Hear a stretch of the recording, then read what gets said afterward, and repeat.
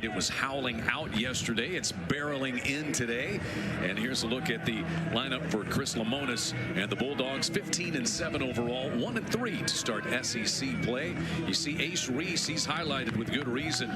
He hit 2 home runs, a 2-run shot and a 3-run shot in yesterday's game. He drove in 5 runs total.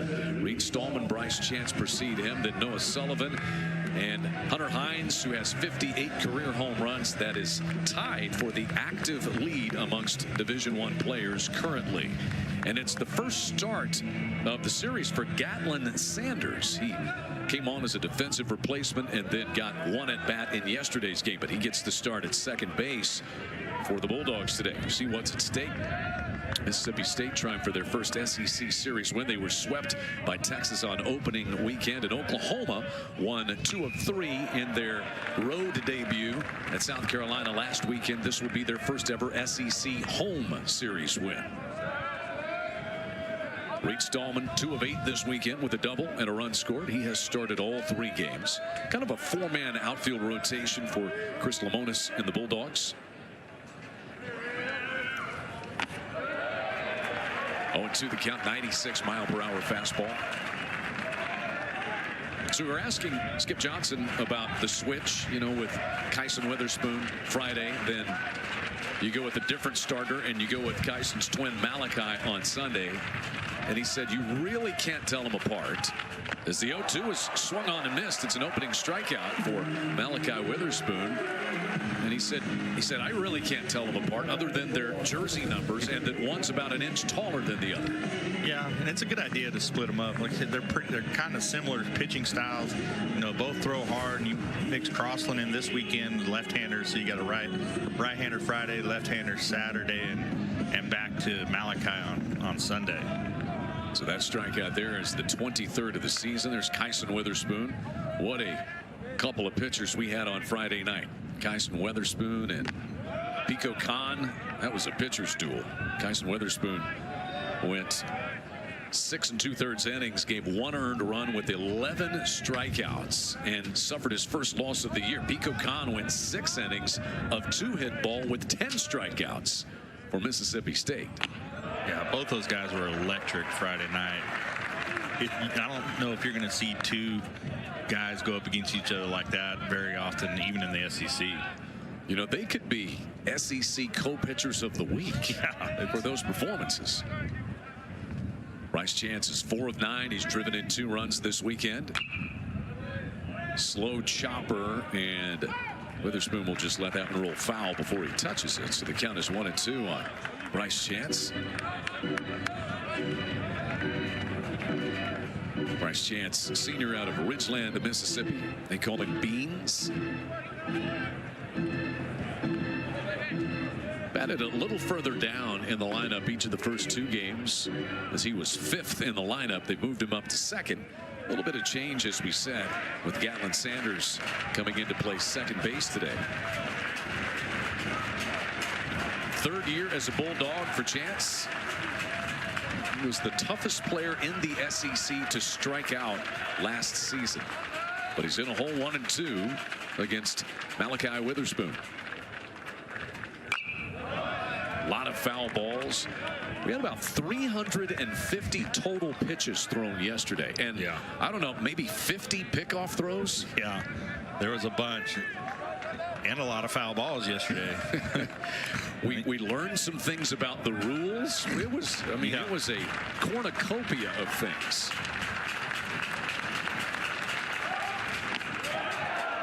.97-mile-an-hour fastball that misses low.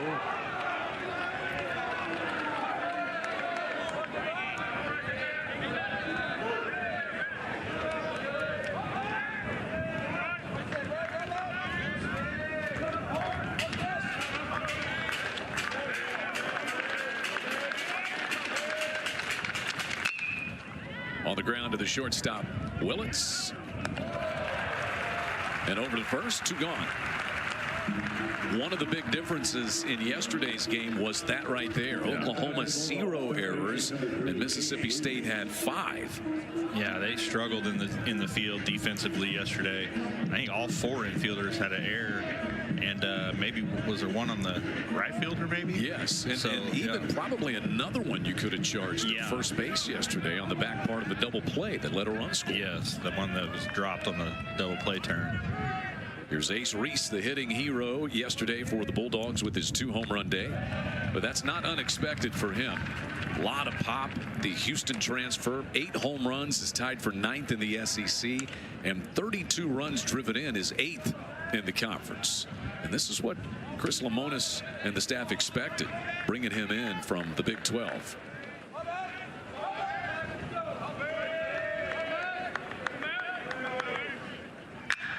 Hard hit ball on one hop, backhanded by Willits this time, and the inning is over.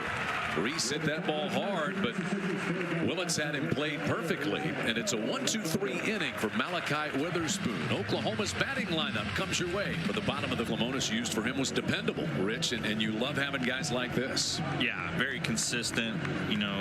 27 strikeouts and 6 walks. He's going to be in the zone, and he's going to mix it up a little bit. A couple different curveballs. One 12-6er and one that's more of a slider. So this is his second season at Mississippi State. 15 appearances last year, but only made 2 starts.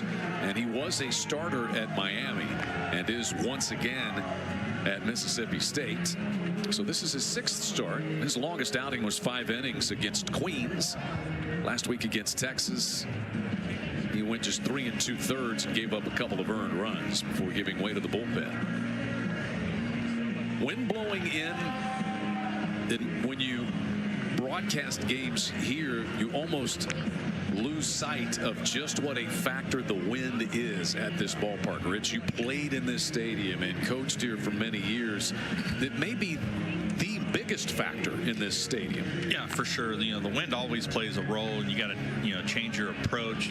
Like you're saying, we're in here and it's nice climate, no wind, you can't feel the wind, but when you step outside you can tell the difference and see the difference in the ball flighting, especially when it's hitting the air. But on days like today, you want to try to hit hard ground balls, miss line drive instead of, if you're just trying to hit a line drive and you just miss with a lazy fly ball to the outfield. And it is due out of the north. About 65 degrees, but with that north wind, you'll notice out there in the cloud, we got some jackets and hoodies out. Great crowds this weekend, though. Yeah, it's been outstanding attendance. Walk takes a strike. In fact, the attendance was over 3,500 on Friday night. Got a little late arriving crowd for this 2 o'clock Central Time start. Over 4,000 yesterday. There was the NCAA Women's Basketball Regional across the street at the Lloyd Noble Center. And about the time that game ended with the Oklahoma women beating Florida Gulf Coast, this game started over here yesterday. Yeah, it's nice to have some spillover from the women's game yesterday. And it was a great crowd. And it's already, like you said, a good crowd here already today. By the way, both of these schools' women's basketball teams advanced to the 2nd round. Mississippi State was a winner over Cal late yesterday evening. Jason Walk draws a walk. He has not stolen a base yet in this series. Let's see if he is on the move. Oklahoma stole 8 bases yesterday. Trey Gamble returned for the Sooners yesterday after missing 3 games with a lower leg injury. Easton Carmichael DHing again today. Jackson Willits had a home run in yesterday's ball game, and the hitting hero is Dawson Willis down there, 3 for 5 with what proved to be the game-deciding home run in the bottom of the 8th inning.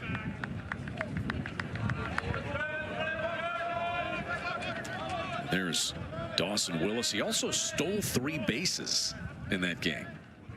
Trey Gamble was 2 for 5 yesterday, scored 2 runs, and he stole 2 bases. Oklahoma now leads the SEC with 58 stolen bases. Didn't steal a base on Friday night. Of course, the way that Pico Khan was pitching, it was hard to get on. There wasn't very many base runners Friday night for either side.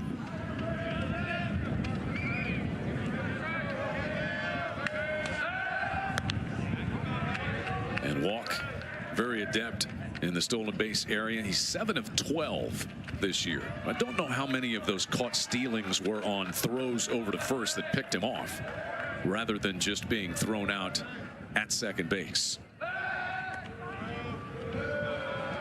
You wonder if at some point in the college game, which tends to mirror the big leagues, if they might go to limiting throws over, and in particular throws to second base. Yeah, like you said yesterday, we saw pickoffs to second and first.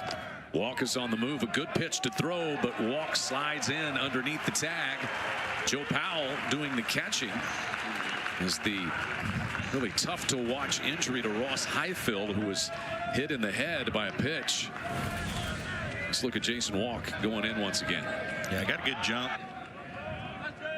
You know, Ligon has a pretty high leg kick, which promotes a lot of steal attempts. So Ross Highfield, you see him over around the team. Looks okay, but they're just being very precautious with him as Gamble lifts this one right to the warning track in right. Nolan Stevens has it, and Walk's going to tag and easily scoot down to third base with the potential first run. Yeah, productive out there by Gamble, getting Walk to third base with less than 2 outs, and see if Carmichael can find a way to score him. Indeed, here is Easton Carmichael. 4 hits in 9 official plate appearances this weekend. He has scored 3 runs, and he had an RBI double.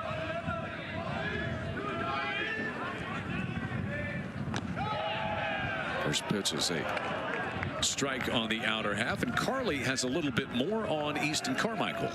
Chad, it seems like the veteran Easton Carmichael just always knows how to show up in big moments. Last night, bottom of the 7th, 2 outs with runners on the corners, and he hits an RBI single to tie it. And here he's going to drive in the first run of the game, and that is just a workmanlike at bat for Easton Carmichael. Yeah, it's a good at bat. I mean, that's how you run offense right there. You know, don't even score a run without getting a hit. Get a walk, stolen base, sac fly, and just a ground ball in the middle to score walk from third.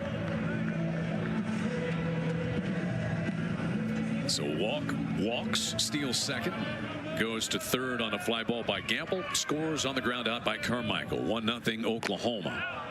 And here's Jackson Willits, who is 3 out of 8 this weekend. Hit a 2-run home run on Saturday. He's driven in 4 runs so far in the 2 games, batting .326. And 7 home runs, leads the Sooners this year.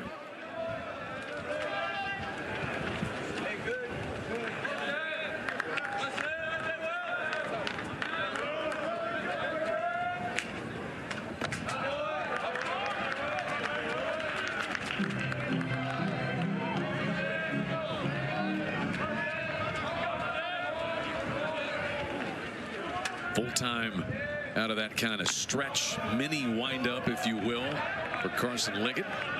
Makes it 2-2, and now here's the shift. You can see right there, passing at the bottom part of that camera shot, Ace Reese, the third baseman, who shifts over in between the first baseman Hines and the second baseman Sanders.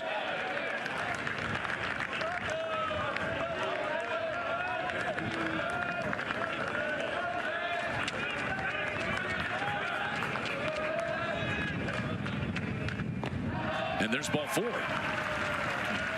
So 2 walks in the inning.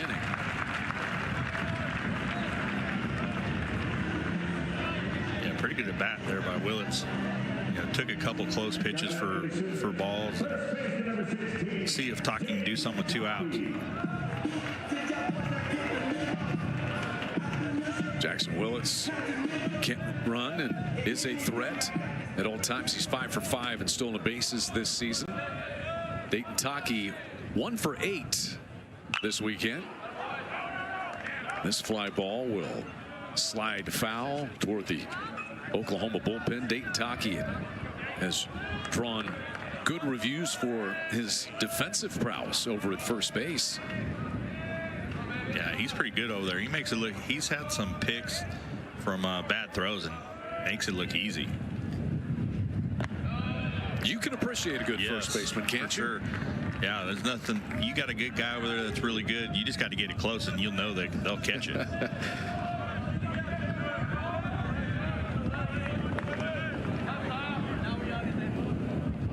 Ligon is 1-1, and Taki hits another one foul and out of play.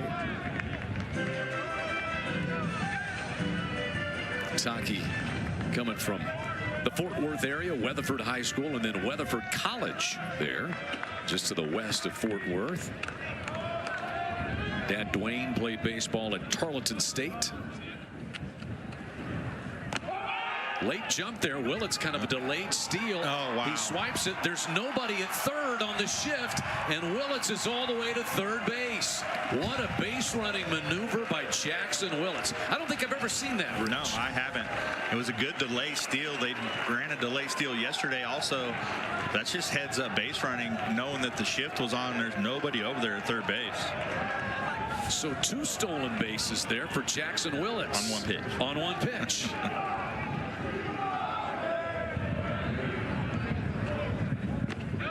The 2-2 misses down and in. Oklahoma so disruptive on the base paths. Yesterday, you know, we talked so much about Dawson Willis. You see Oklahoma now 61 stolen bases and already 3 in this first inning. But down on strikes goes Taki. Liggins says you can run all the way to third base if you want. You're not coming home. As he limits the damage after giving up 2 walks, but a run across for the Sooners, and 1-0 Oklahoma on top, headed to the top of the second on of this 3-game series. 1-0 Oklahoma, and Malachi Witherspoon back out to the mound to face the middle third of the order for Mississippi State here. Sullivan, Hines, and Stevens. Witherspoon got a couple of ground outs and a strikeout, faced the minimum in the first.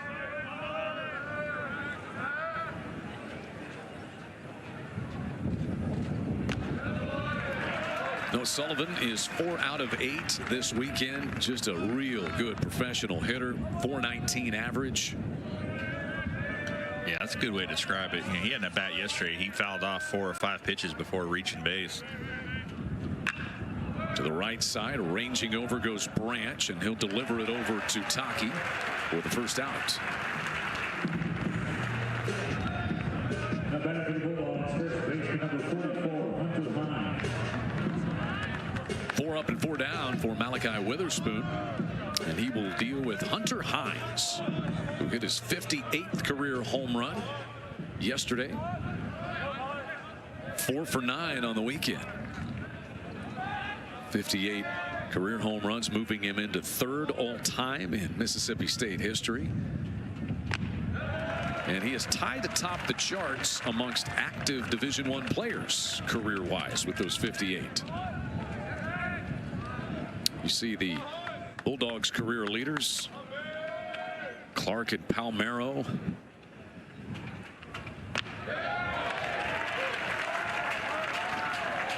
Oh, 2 now. Chris Lemonis said, you know, Hines has struggled. You know, there's perhaps a bit of pressure when you got all these records and people talking about it. Then you struggle, and that compounds it almost. Yeah, you just got to be able to push forward. And he's done a pretty good job of that. And he's going to get his. He's got good power. He just needs to keep pushing and get good pitches to hit.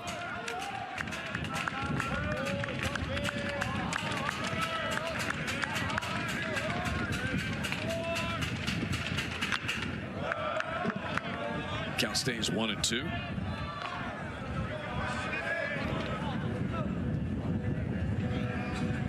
Monitoring the other games around the SEC. Already one final, in fact. Kentucky has defeated Auburn 6-0. But Auburn has taken that series 2-1. That's the 3rd series that's complete already this weekend around the league. Swing and a miss. The 2nd strikeout for Malachi Witherspoon.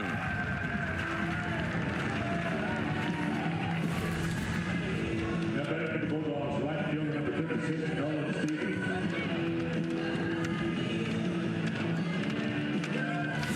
Stevens. Skip Johnson was talking about Kyson versus Malachi, and he said they look similar. Obviously, they're twins, but he said the stuff is really not the same. Their repertoire, the way they go about things. What do you see when you see these 2 guys out there, Rich, as a hitter? I mean, they both throw hard. They're the same in that respect. The breaking balls are a little bit different. I think Malachi's got a little more of a loop to his off-speed pitches as compared to the slider for Kyson. But man, these guys both can throw. But they are workers and competitors, both of them. 1-1 the count here to Stevens with the bases empty and 2 down. Nolan Stevens 1 for 5 this weekend. He has started 2 of the 3 games. He's out in right field today.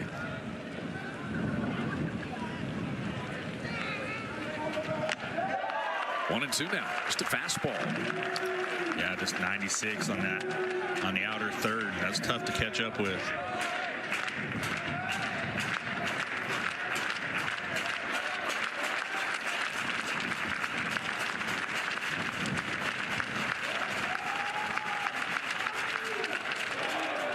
Two balls, 2 strikes. Mudler trying to frame that one up.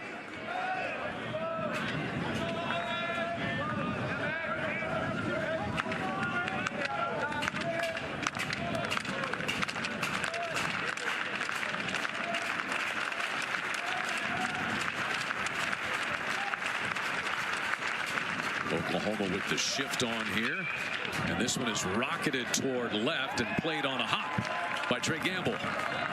So Stevens going to the opposite field for his 2nd hit of this series and the first for the Bulldogs this afternoon. Yeah, good piece of hitting there.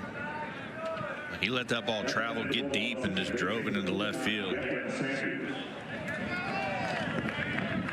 So that'll get Gatlin Sanders to the plate. This is his first start of the weekend.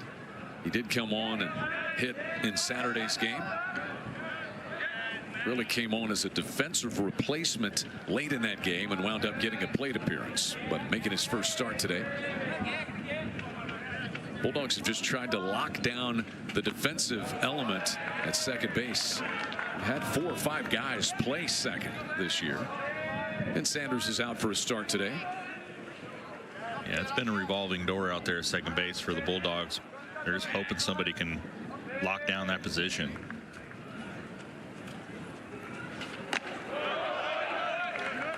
Two and 0 the count here on Sanders as Witherspoon deals with some base traffic for the first time in this game. Doesn't really alter his setup.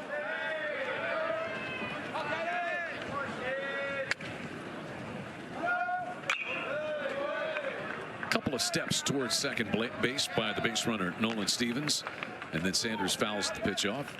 No home runs. He's driven in 5. 11th start of the year for Gatlin Sanders.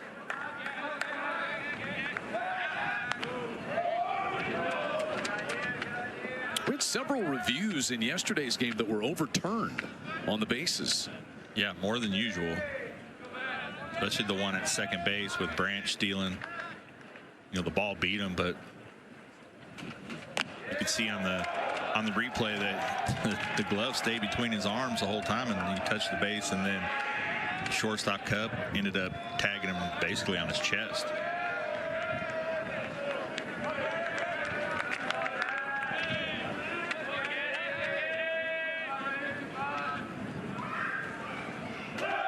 There goes the runner. The pitch is pulled through the hole out into right field. Stevens is going to make third base. And Gatlin Sanders has a 2-out hit. He's asking for something here. He is. What did we have on this play? I don't know. That is maybe a foul ball off the hitter. You saw Taki signal that immediately. And now the plate umpire, Eric Gaucher, is talking to the Oklahoma dugout. Skip Johnson is out for an ask.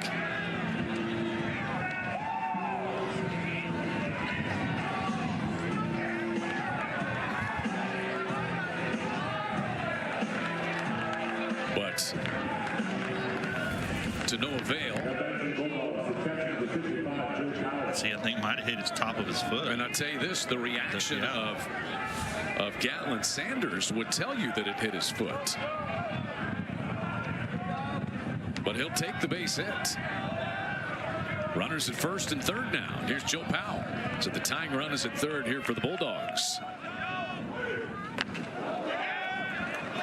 Powell has to jump back out of the way. We'll get another look at that swing Oh, yeah. It did. You see his shoelaces move right there. That's a foul ball, and man, you wonder why that's not reviewable. 1-0 is swung on and missed, so 1-1. Good eyes by Taki. I don't know how he saw that from over there. I mean, especially holding the runner on. Well, I think he probably saw the reaction of Sanders, wondering, why isn't this guy running toward me? Yeah. 1-2 the count on Powell. Second consecutive start for Powell after we mentioned Ross Highfield was hit by a pitch in Friday's game.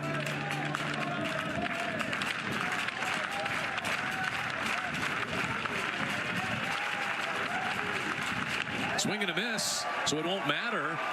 2 strikeouts in the inning for Malachi Witherspoon, who has 3 in the game. So the Bulldogs put 2 men aboard, but they are left stranded.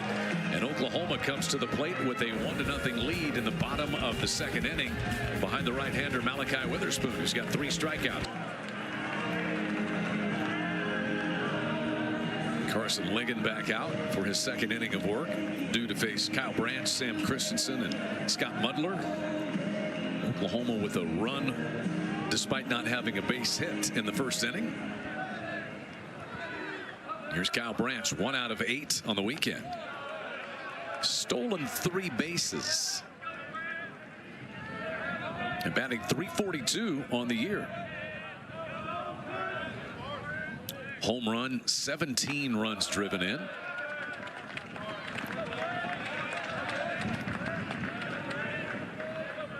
And he actually scored what was the winning run yesterday, because he was on board in a tie ball game when Willis launched a 2-run home run to left field.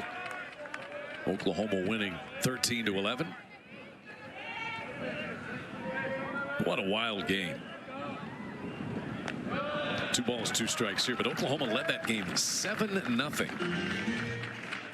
Yeah, they got out early, and then all of a sudden Bulldogs came back, and it was back and forth. Yeah, the Bulldogs, they actually took an 11-10 lead before Oklahoma scored the final 3 runs. And there's strike 3 called on a breaking pitch. So that's 2 consecutive strikeouts for Ligon. He got Taki on a strikeout to close the first. Yeah, that's a good pitch on the outer half. It's tough. It's tough to take. You know, I used to always tell my hitters, don't leave it in the hands of the umpire. You know, if it's close, you know, try to foul it off or do something with it. But that's a good pitch. Sam Christensen shows bunt, takes 1. 2 hits in this weekend series for Sam Christensen. He's driven in a run.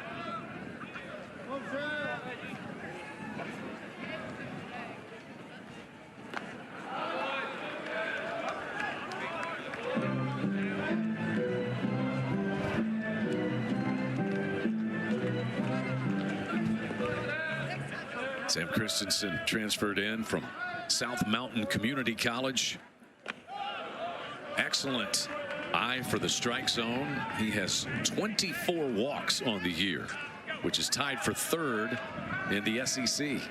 And now the shift is on with a 1-2 count. There's ball 2. Ace Reese, the 3rd baseman, has shifted around in between 1st and 2nd. Basically playing shallow right field, like rover. That's a thing in it's the rover beer league softball. Swing and a miss. So that's 3 straight strikeouts for Carson Ligon. He gets Branch and Christensen on strikeouts here, and fanned Dayton Taki to close the first. And just another good breaking ball. And it's got a tight spin. Here is Scott Mudler. Mudler catching for the 2nd straight day.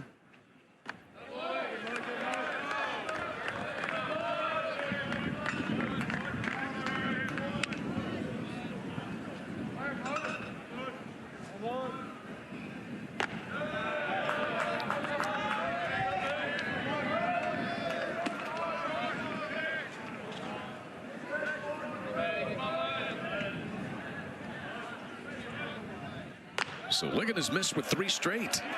After 3 straight strikeouts, he's already walked 2. So kind of hit or miss so far for Carson Ligon.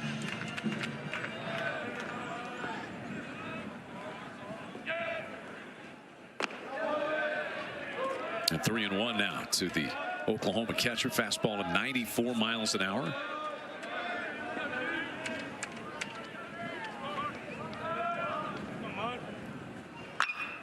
Hit high and fairly deep down the right field line, but it'll twist foul and out of play.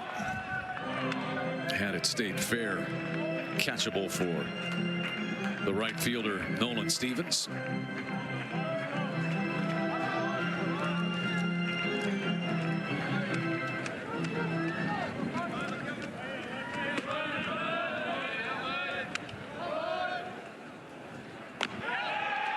And there is ball 4.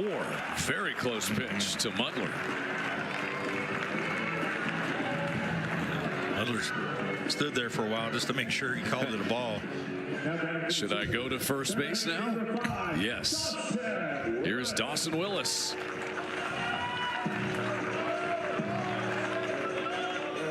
Two-run home run yesterday that was the winner for the Sooners.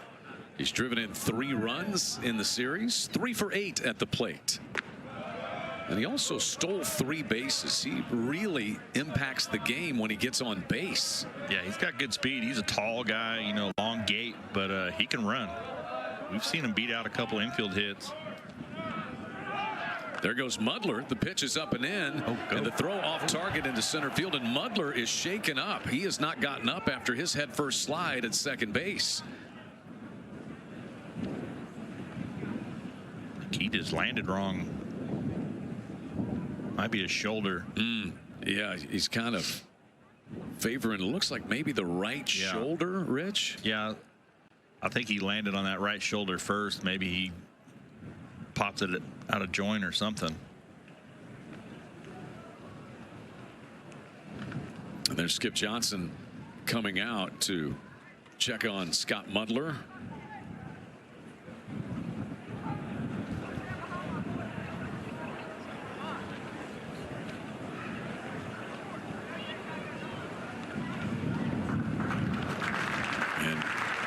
Got him to his feet.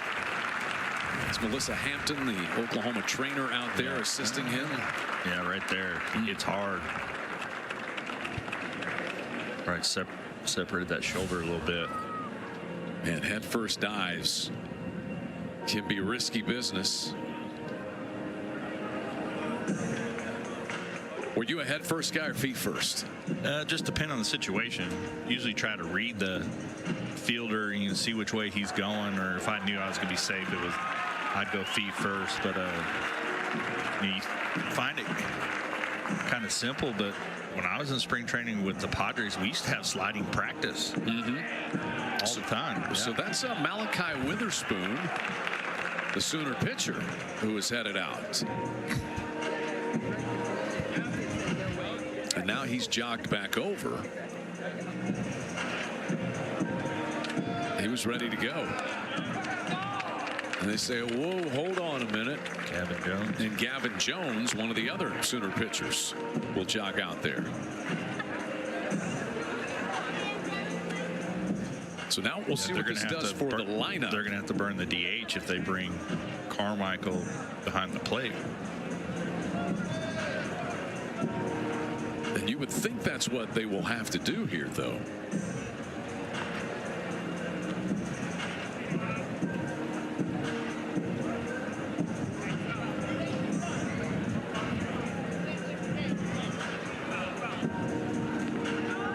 So make the adjustment to your lineup card. And Oklahoma will lose the DH. But the Sooners do have a runner in scoring position at second base.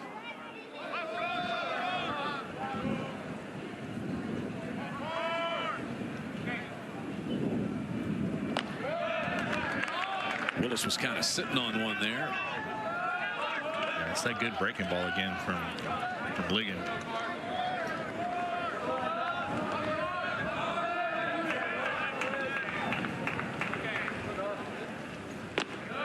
Two balls, 2 strikes here to Dawson Willis. Skip Johnson was talking about Dawson Willis's journey and struggled early at the plate. And he said he finally just had to get over that fear of failure and start competing. And it's benefited him. He's now got a confidence about him. It'll stay 2-2 on Willis. Definite step up in competition going from NCAA Division II LSU Eunice to the SEC. Yeah, and hitting's that way, you know. You got to go pitch to pitch. You can't worry about the last pitch or last at bat or the next one. You got to stay in the present and be ready to go.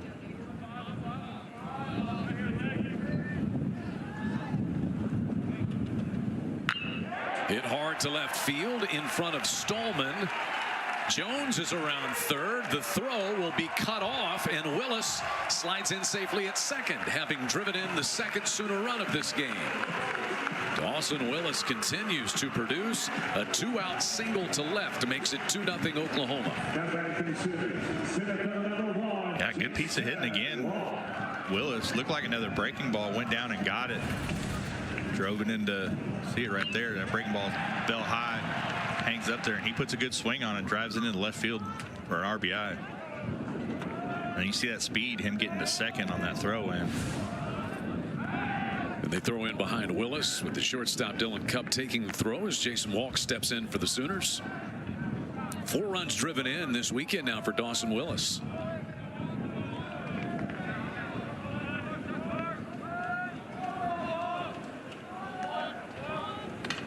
Jason Walk walked, stole a base, and scored a run his first time up. Pushes a bunt toward third, and Reese will let it bound foul. Oklahoma getting a run without a base hit in the first inning. And in fact, the RBI single by Willis is the Sooners' first hit of this game.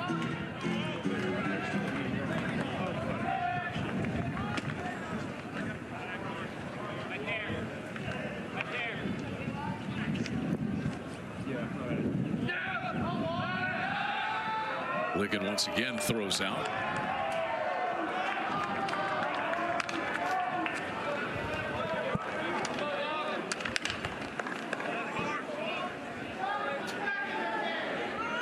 He's walked 1 for 7 this weekend.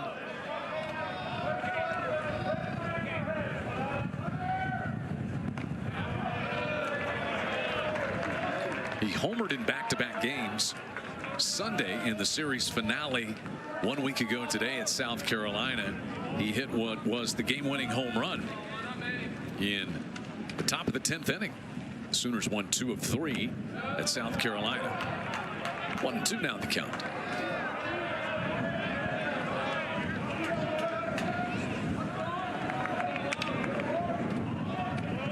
Oklahoma is 9-1 this season in games decided by 2 runs or less. And the 1-run loss they had to the Bulldogs on Friday was their first in a 1-run game. They were 7-0 in 1-run games. That's a sign of a good team.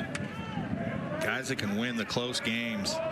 You know, you just said something about your back end of your bullpen as well. There goes Willis toward third. The throw by Powell right on target, and he is out.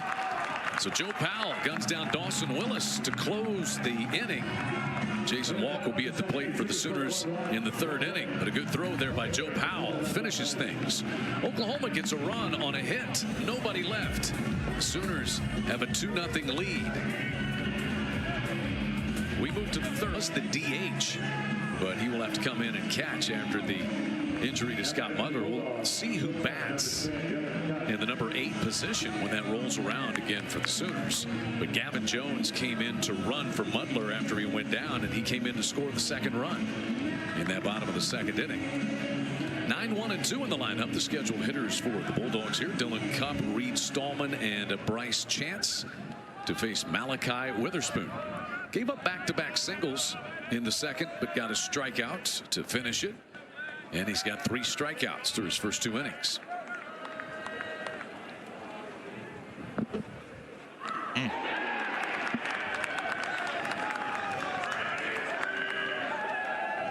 Leadoff hit by pitch for Cupp. That ball just got away from Malachi. That is the 4th batter he has hit with a pitch this year.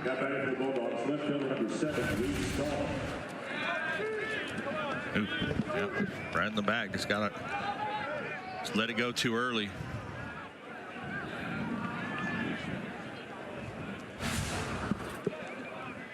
And so back to the top of the order now for the Bulldogs. It's a big opportunity for Mississippi State, Rich. It kind of feels like they need a little shot of energy. Yeah, try to gain a little momentum here. Maybe string together a couple of hits. With the leadoff walk, that's what you're looking for to get your inning going. Reed Stallman struck out looking to start the game. He's 2 for 9 this weekend with a double. Now we've got a little bit of sunshine. You can see it glistening off the turf. Yeah. Welcome, Mr. Sunshine. Yeah, it looks like the wind's died down a little bit too. You're right. What is going on? Welcome to Oklahoma. Yeah, it's crazy. Like you said early on, it's 3 different days and the ballpark's playing 3 different ways.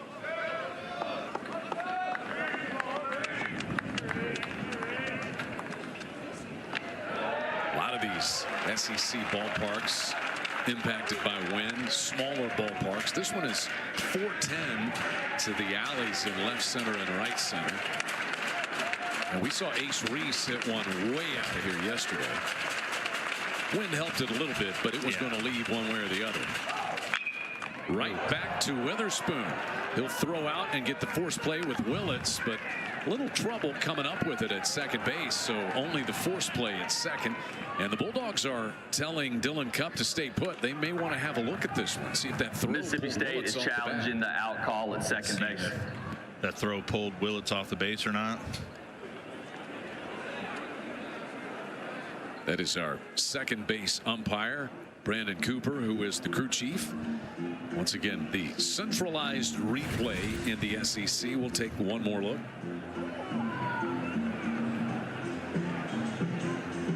Ooh, that's pretty close. Looks like he might have. Well, yeah. I think that's an out. I don't know if his heel's touching or not.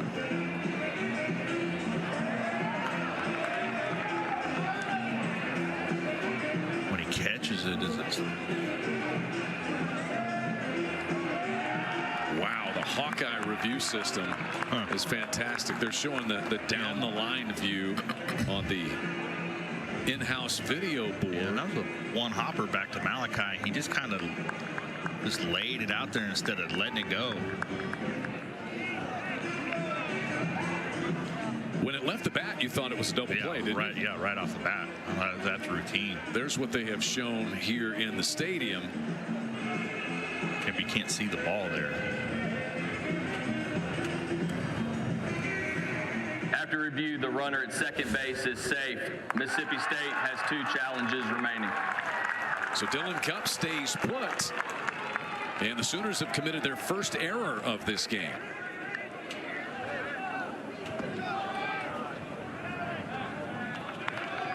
Runners safe at first and second. And an opportunity here for the Bulldogs. See if they try to sacrifice bunt here.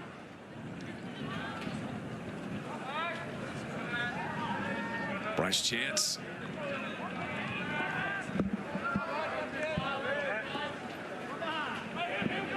They charge the error to the pitcher, Malachi Witherspoon, pulling Willits off the bag at second. And the pitch is up and in to Bryce Chance. Chance grounded out to Jackson Willits, the shortstop, his first time. He is 4 for 10 with 2 runs driven in this weekend.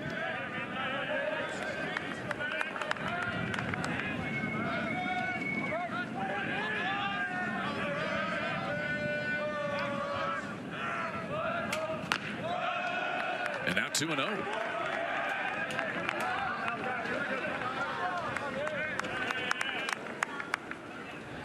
Skip Johnson takes time here to come out and visit with Malachi Witherspoon. Kind of a reset, refocus situation. Just, in this situation, you just need to throw a strike and let him bunt it, take the out wherever you can get it. The 8th-year Sooner head coach, national runner-up in 2022. Sooners winning the Big 12 on their way out the door last season. They've won 40-plus games 2 of the last 3 years under Skip Johnson. Said this is what baseball is about, what has happened the last couple of days with a 1-run game, pitchers duel one day, slugfest the next, and who knows what you get in game 3. Right.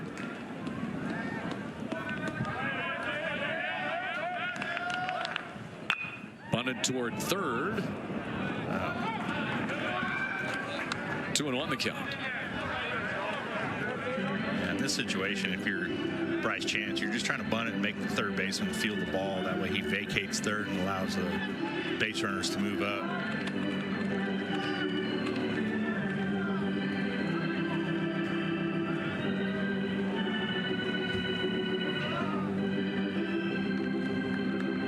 Just got to give himself up to try to get the tying run into scoring position.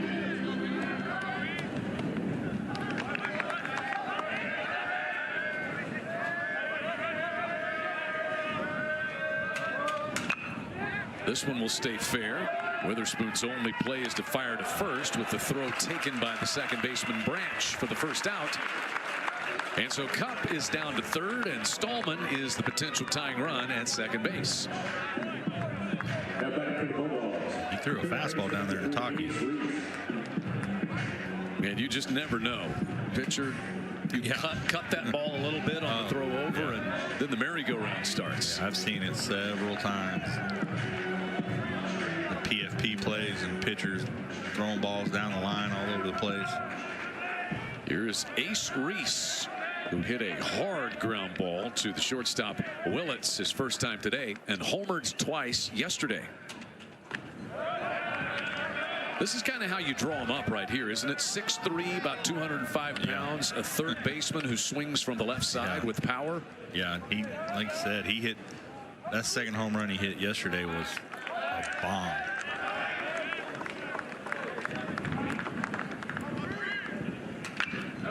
One and one the count here on Reese.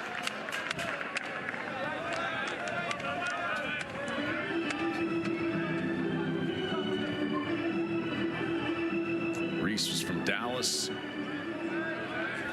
and Chris Lemonis was telling us might be the best scrimmage player that he's ever seen. I could see that. He can put some impressive swings on.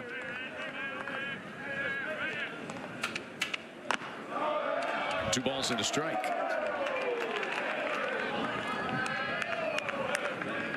There's the national championship winning head coach back in 2021, Chris Lemonis, 7th season as head coach of the Bulldogs. Lived in Starkville as a newborn. His dad Thomas was a Mississippi State graduate. There's a base hit by Reese. In to score comes Kupp. Rounding third and scoring is Sullivan. A little bit of trouble in right field by Sam Christensen gathering that one up. And Ace Reese has tied this game as he drills a base hit into right field. It's 2 apiece. Yeah, and he hit that ball hard. See this pitch right here is just middle in. I mean, perfect for left-handers. They like that ball in and down and in, and he just turns on it, drives it into right field. We'll see if they charge an error out there on Christensen. The run would have scored anyway, but allowing Reese to go to second base, I don't know that he would have gotten there otherwise. Doesn't matter at this point. It's a 2-2 ball game. Here's Noah Sullivan. Sullivan grounded out to Kyle Branch, the Sooner second baseman, his first time. They will rule it a double for Ace Reese, driving in a pair.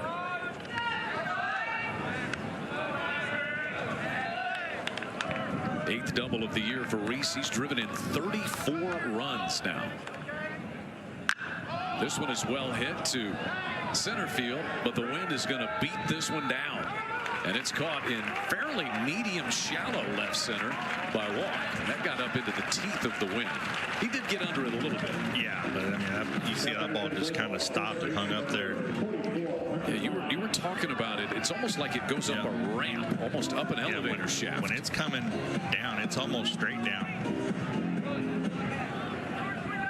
And here's Hunter Hines. with the go-ahead run in Reese at second base and 2 gone here in the third.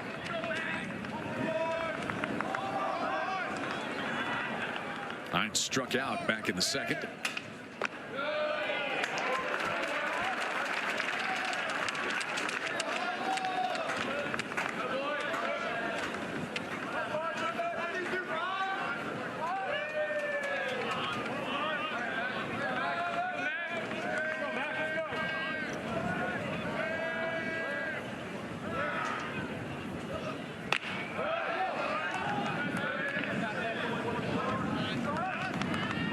Hines 4 out of 10 this weekend with the home run yesterday. Doubled on Friday night.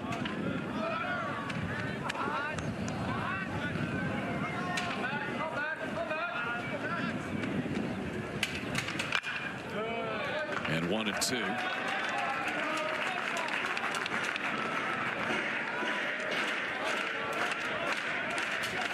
So Wyatt Hensler hit one for Texas A&M yesterday. He now has the Division I solo lead. Chase Laviolette, 2 Aggies amongst the top 3 in active Division I home runs. And Hunter Hines sandwiched between the 2. Count will stay at 1-2. It's so simple. And Chris Lemonis talking about this with such a good player who's had good home run totals. Just focus on base hits. Yeah, you know, Rich, I'm sure you can relate. Yeah, and it's hard to do when you have power like that. You know, you just got to try to drive the ball hard on the ground like that. Yeah. Shoots it back up the middle. Reese is around third, and the Bulldogs have taken the lead on the strength of that swing by their senior first baseman, Hunter Hines. It is 3-2 Mississippi State. Yeah, like you're saying, just, you know, work on driving the ball, you know, low, and when you miss, that's a good breaking pitch by Malachi, and he did a good job staying on it. See him just serve it out there.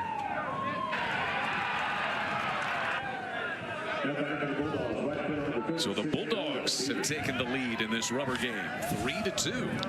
And here we go. Yep. You didn't think it was going to be a pitcher's duel, did you, with the wind blowing in? No, but I didn't think it'd be like it was yesterday. It may yet be. 3 runs home on a couple of hits and an error. This one into left center field and falls played on a hop by Walk. Charging for third goes Hunter Hines, and he'll make it there sliding. Base hit by Stevens, who's 2 for 2 in this game. And the Bulldogs have runners at the corners now with 2 down. Malachi's struggling a little bit to get this last out of this inning. See if we can find a way to get out of here, get out of this inning, control the damage.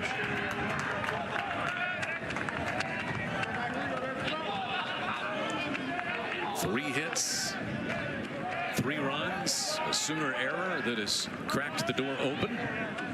And here is Gatlin Sanders, who singled his first time up. The Bulldogs got back-to-back singles by Stevens and Sanders, but left him stranded in the second inning.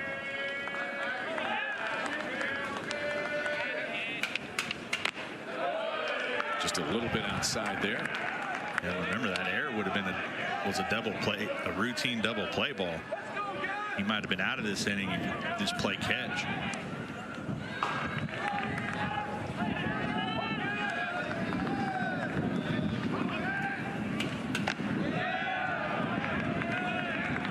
Low and in. The Sooners committed an error in the first inning back on Friday night that was costly as well in a 1-run game.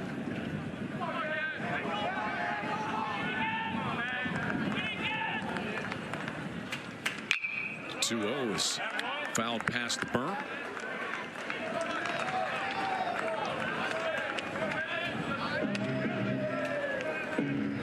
Only the top of the third.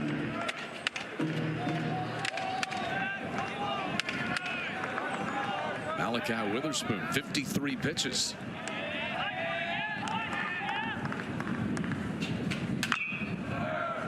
Foul ball off the foot of the batter Sanders, and kind of the Bronx cheer there from the fans.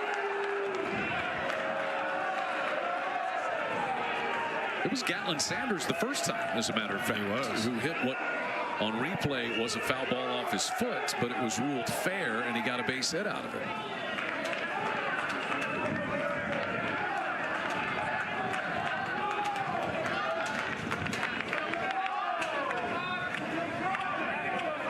Crowd here in Norman letting Eric Gaucher hear it. And he's going to give Gatlin Sanders a moment to kind of collect himself after that foul ball off his foot.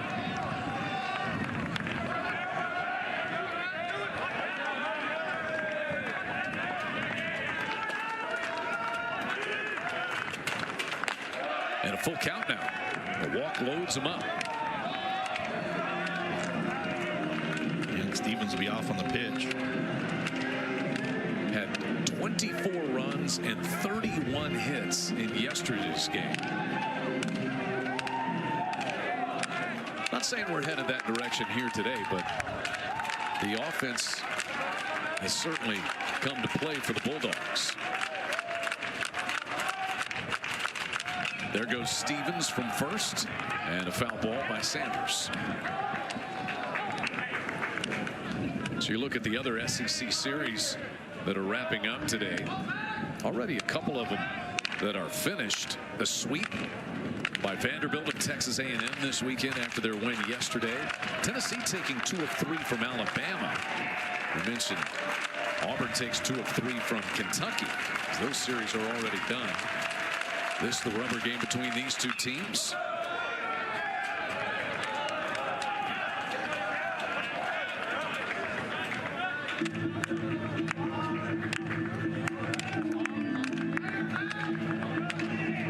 Mississippi State has LSU on the road in Baton Rouge next week. That's a Thursday start. And Oklahoma heads to Tuscaloosa to take on Alabama. The series opens up on Friday.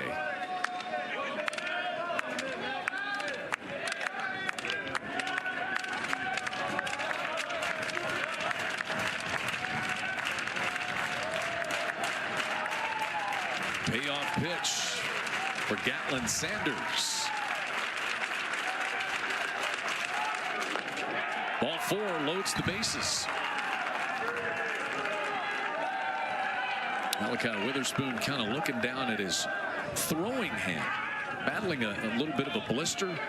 This could make it awfully challenging. Skip Johnson dealing here with this bases loaded 2-out situation. The 9th batter of the inning will be the catcher, Joe Powell. And some activity, some stretching starts out of the Sooner bullpen.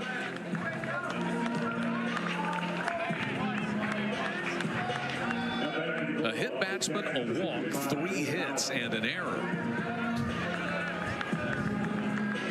That's that momentum you were talking about at the beginning of this inning. You turn that double play, you stop that momentum. As Michael Catalano stretching out of the Oklahoma bullpen as Powell waves through that pitch. Well, the Bulldogs left 2 men aboard in the second.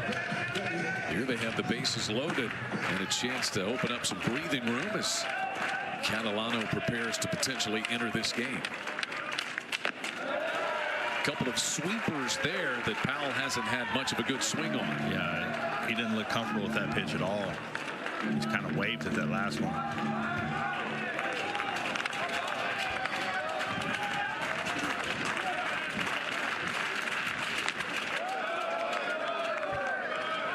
A ball and 2 strikes now to the Mississippi State catcher, Joe Powell.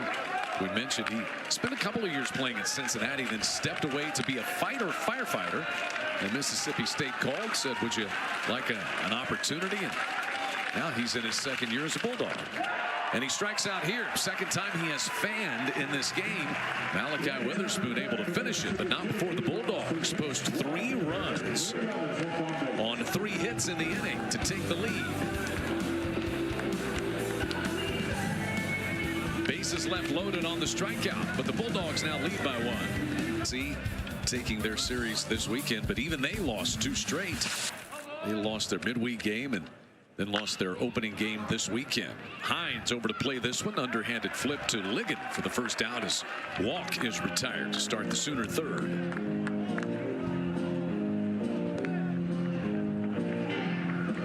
Now back this league can beat you down, better be a confident soul to go about things. The other series that are going on, you got Ole Miss with a 2-0 series lead on Missouri. LSU and Texas split their 2 games, with the Longhorns winning yesterday 11-7. And then the finale already complete with Kentucky 6-0 over Auburn today, but the Tigers take 2 out of 3 in that weekend series. Little conference here. Reggie Willits talking with Trey Gamble before he stands in. Easton Carmichael getting in on the visit as well. There's Reggie Willits coming back to orchestrate offense at his alma mater. The plays run through him. Chaos is what they call it. Putting pressure on opposing defenses. And Trey Gamble has been a big part of that for this Oklahoma team. They missed him when he was out for 3 games. 9 stolen bases, 582 on base percentage for Trey Gamble. That's 8th best in the SEC. He flied to the right fielder Nolan Stevens his first time today, but 2 hits for him yesterday. This one smacked foul toward the Oklahoma bullpen.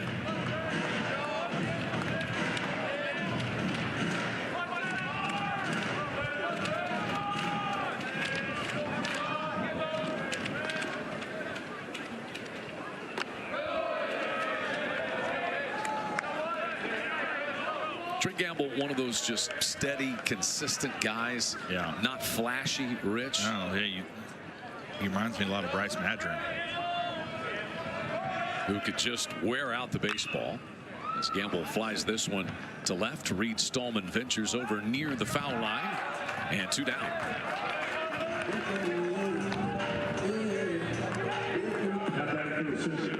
Good go of it, really, so far for Ligon. He had the 2 walks in the first inning that produced the Sooner run, but Oklahoma just 1 hit to get 2 runs.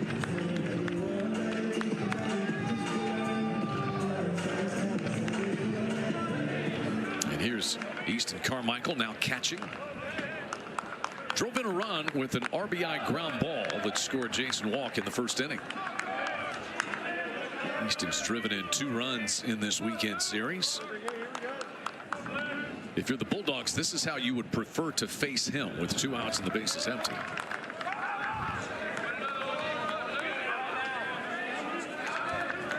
"24 runs driven in now. That leads this Sooner team. Nearly got him.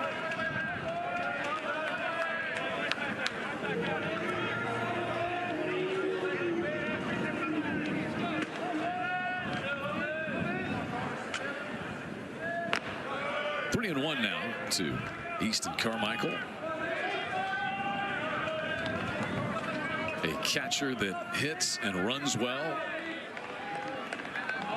Kind of what the big league scouts are looking for.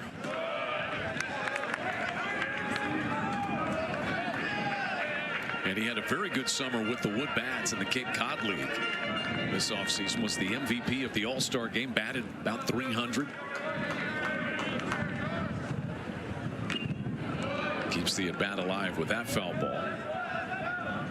Might have gotten a piece of Powell. What's the difference like when you, well, guys, you mess around with wood bats a little bit, Rich, but when you have to use them consistently, what's the change? It's just that it's not really the change. It's just the sweet spot is so much smaller on a wood bat than it is these metal and composite bats. But you still, but in the Cape, you're facing top of the line pitchers. This one bounced past the mound. Ligon couldn't reach it. Sanders will, and he throws out Carmichael. 1, 2, 3 go the Sooners. And so Carson Ligon delivers after his offense got him the lead. The shutdown inning, as they say. Through 3, it's 3-2 Bulldogs on top in the rubber game at L. Dale Mitchell Park. On top, the winner takes this 3-game series after the Bulldogs won Friday in a pitcher's duel. And the Sooners outslugged the Bulldogs yesterday to win 13-11. Dylan Cupp will lead things off. 9-1-2 in the order for Mississippi State here in the fourth. Malachi Witherspoon set to go. Dylan Cupp was hit by pitch and scored a run in the third. He led off the inning with that hit by pitch. Scored on the 2-run double by Ace Reese, who has now driven in 7 runs in this series.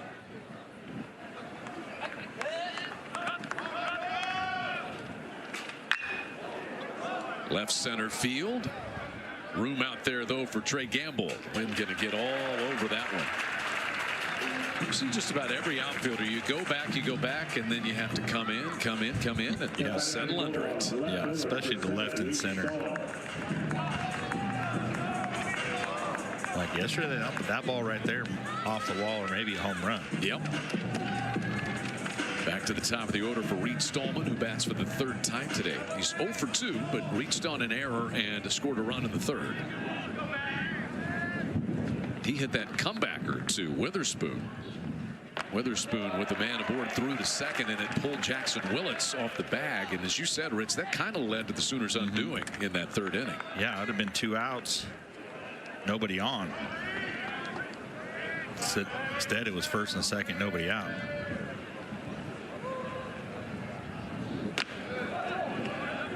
One and one the count to Reed Stallman. Sawyer Reeves not in the starting lineup today for the Bulldogs. He's 5 of 8 this weekend. Would bet that we see him at some point.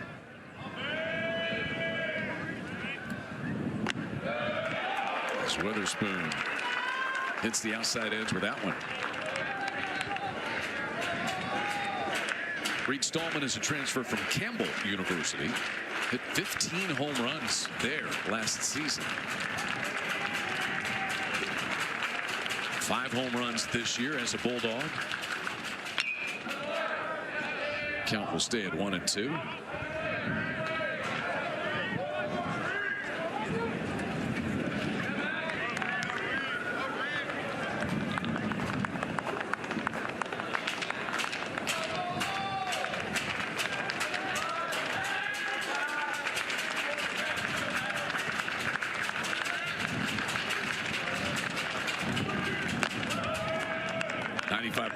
Fastball that's up and away. There's a little activity in the Oklahoma bullpen. The freshman left-hander out there, Jaden Barfield, has been loosening kind of in between innings, and so we have seen both Michael Catalano and Jaden Barfield stretch and loosen up out of the pen for the Sooners.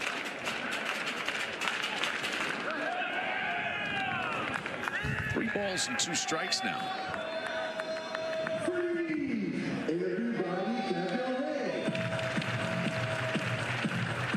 There's Barfield.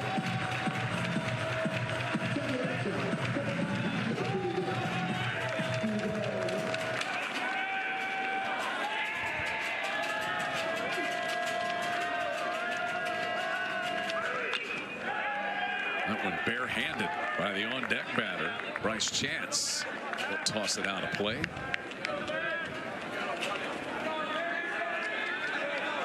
Reed Stallman, 2 runs scored this weekend. There's Bryce Chance.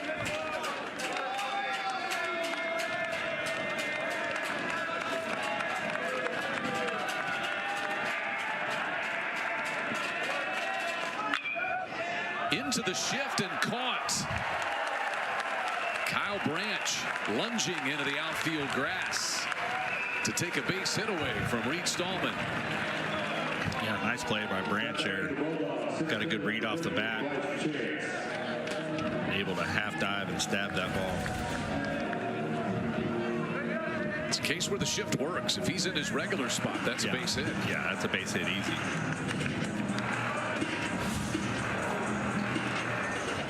And here is Bryce Chance. He has grounded out and laid down a sacrifice.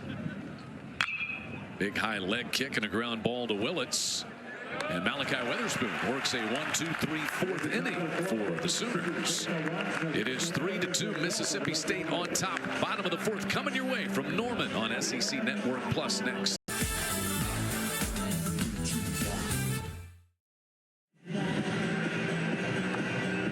Jackson Willits, who will lead off for the Sooners here in the bottom of the 4th inning. He walked, stole a couple of bases back in the 1st, and yesterday he did this. Mashes that home run right there.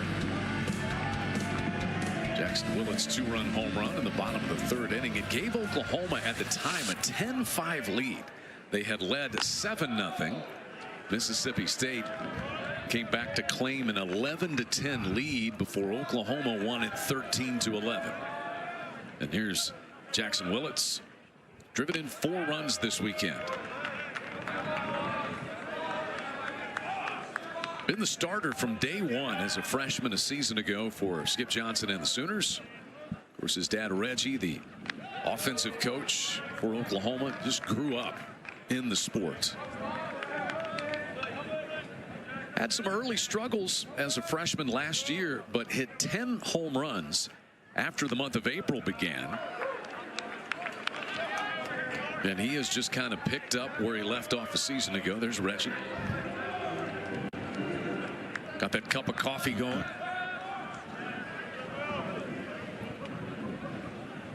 The 2-2 foul ball. Man, they got him.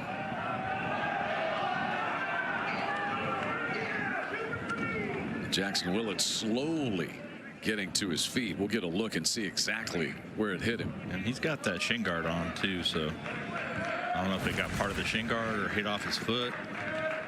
Yeah, right off his toe. Instep. It was watching Oklahoma series out at South Carolina last week. He had an at bat where he fouled 2 pitches off of himself and then homered. Yeah, he didn't want to have to run hard.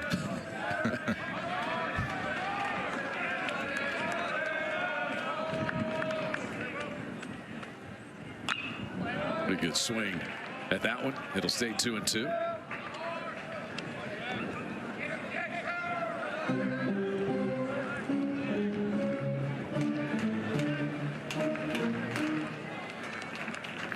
Jackson Willits top 10 in the SEC in runs scored. That'll move the count to 3-2. Oklahoma batting .302 as a team. As Willits hits a fly ball to pretty much straightaway right field for Nolan Stevens. Way up in the air. 1 away. Yeah, he just missed that one. Put a good swing on it. Just got under it a little too much. I think Carly's got an update on the injury to the Sooner catcher Scott Mudler. Carly? Chad, just saw Scott Mudler come out of the clubhouse in a sling and street clothes, guys. Looks like it's that right shoulder, just like we were thinking. Thank you, Carly. It was a head-first dive out at second base where he just hit the ground first and hard. Yeah, it came down right on that shoulder. So here is Taki. Fouled up first base way.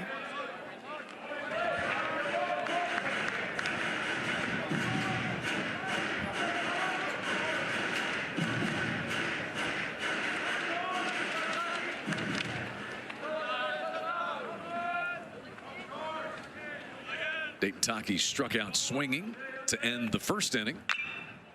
And this one to Sanders. And 2 gone in the 4th. Crowd kind of getting on him a little bit there, but he handled it cleanly. Yeah, after he threw the ball to first, he started running off the field like it was the 3rd out. Not just yet. Yeah. There's Scott Mudler. Unfortunate injury for the Oklahoma catcher as Kyle Branch is in. Struck out looking his first time against Ligon. Ligon's allowed 1 hit. The lone hit was a single by Dawson Willis in the 2nd inning.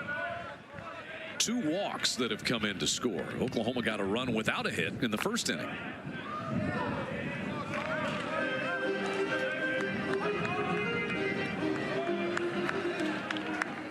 And I mean, Ligon is working quick, fast, and in a hurry. I mean, he's in his windup when he gets the ball back. Not worried about any pitch clock with him. No, those are again kind of guys you like to play defense behind. They work quick. You know, they don't lull you to sleep out there.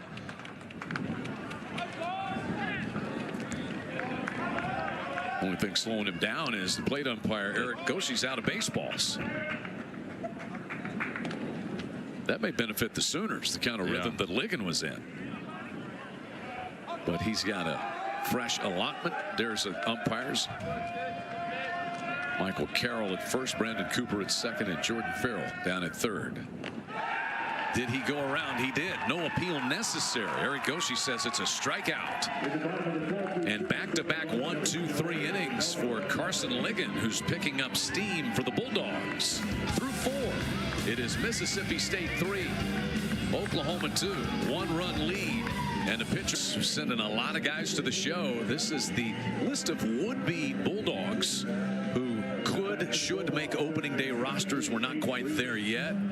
But look at that list. Hunter Renfro's had a really good big league career, and Adam Frazier as well with the Pirates. Jordan Westberg going to be teammates with some really good players. You got Cade Cavalli and others with Oklahoma, and pitchers for Skip Johnson and the Sooners, John Gray and Stephen Okert. They were on the same staff. Jake Irvin with the Nationals.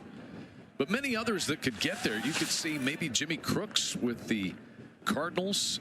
Saw that John Gray got hit by a batted ball, and so he's going to be out for a bit for the Rangers. But we'll get those all firmed up and solidified. Skip Johnson's so great at working with pitchers, guys like Clayton Kershaw and Homer Bailey, who he has worked with as well. And call upon those guys in their wisdom and knowledge. You can be sitting out in the bullpen and Homer Bailey might call. Yeah. Or he might call him. Or, yeah. We talked about these schools, though, in 2 of the last 3 years. Oklahoma 3 years ago had 11 players drafted off that national runner-up team.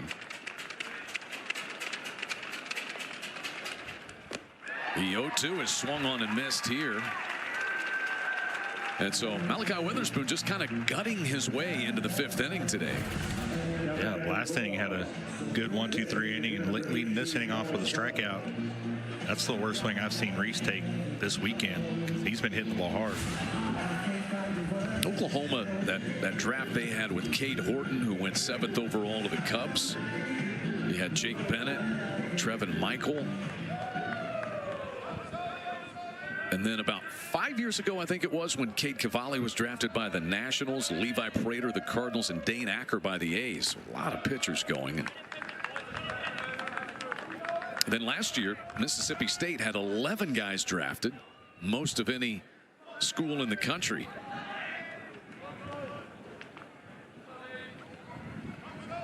Want to know the count here on Sullivan, who is 0 for 2.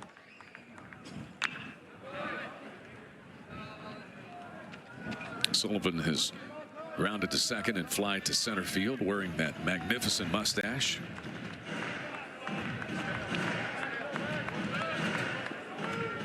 Just a ball player, very good approach. And yeah, solid at bats. He's also pitched in the midweek last couple of weeks for Chris Lemonis and Justin Parker.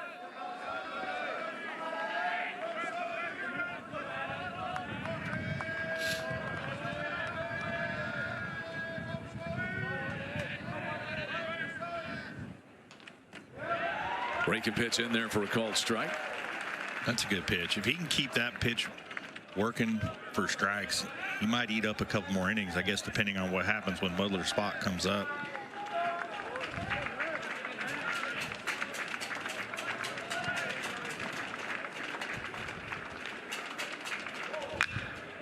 Off the glove of Witherspoon, out to second. And an off-balance throw, not in time from Branch to get Noah Sullivan, who beats the wrap and is safe at first base. Yeah, that's tough there. Make a good pitch, get a guy to ground out. Tipped it a little bit, slowed it down, but Branch made a good play on that. He couldn't do much more than what he did there. Catching on the run, makes a good transfer. So the 6th base hit for the Bulldogs today, the first for Noah Sullivan. And here is Hines, who's 1 for 2 with an RBI today. He singled home the go-ahead run in the top of the third. Drove in Ace Reese, who had prior to that had a 2-run double. And that's the scoring for the Bulldogs. Sooners got an RBI ground out from Carmichael in the first and an RBI single from Dawson Willis in the second for their 2 runs. 1-1 here on Hines, who's had a good weekend. Has to be encouraging. He's 5 out of 11 at the plate, a home run and a double, and 3 runs driven in the 3 games so far.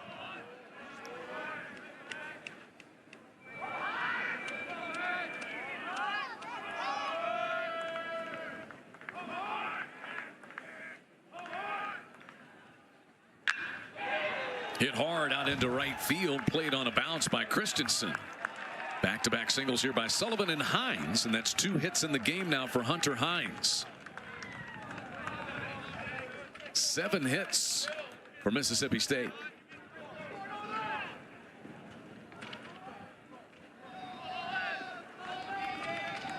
And the pace of the activity in the Oklahoma bullpen picks up a little bit. 2 left-handers are throwing, Barfield and Sampson. There's Barfield. And I think Skip already signaled down. So it looks like it will be Bo Sampson. Barfield's going to stay put. And through the bullpen door will come Bo Sampson. 1 away in the 5th inning, and the day is done for Malachi Witherspoon. Sooners will have to go with the bullpen the rest of this one, and Bo Sampson, the sophomore, will get things started when we return to normal. What'd you think of his outing, Rich? I thought it was okay. You know, it's up and down, and obviously the air is what hurt him the most. His breaking ball was pretty sharp the last inning and a half, but I thought he was pretty good. You know, to almost get through 4 or almost 5. You know, 4 1/3. And I think he was pretty sharp, but like I said, that air is what was costly. So Bo Sampson, St. George, Utah native, and came through Salt Lake Community College. Just his 4th appearance. His longest outing is 2 innings. And he's pitched just 3 2/3 innings total this year. In fact, the last time he was out was midweek game against Louisiana Tech when he went an inning and a third. But he's only given 1 earned run. And you wonder the strategy with Oklahoma losing the DH with the injury to Mudler. And that spot in the lineup where Scott Mudler was as the catcher coming up, that's got to play into things a little bit. Nolan Stevens is 2 for 2 today. Singled in the 2nd and the 3rd. Sullivan and Hines with back-to-back hits and no swing, says third base umpire Jordan Farrell.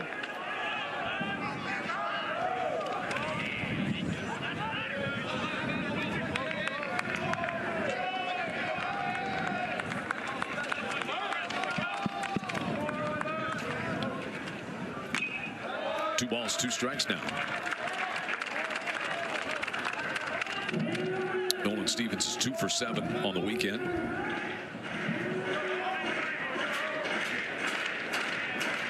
Sophomore from Elk Grove, California, and his brother Grant is a pitcher at Oklahoma who has medically retired. 3-2 as that one just missed. There's Grant out there. He's kind of like a bullpen coach for Skip Johnson and the Sooners.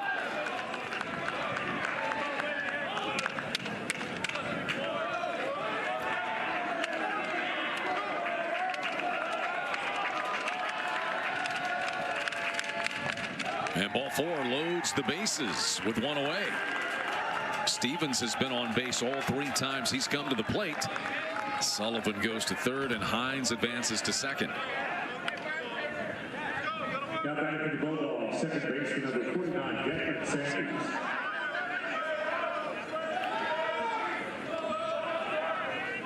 Five, 6, and 7 in the lineup have combined to come to the plate 8 times today, and they've only been retired once.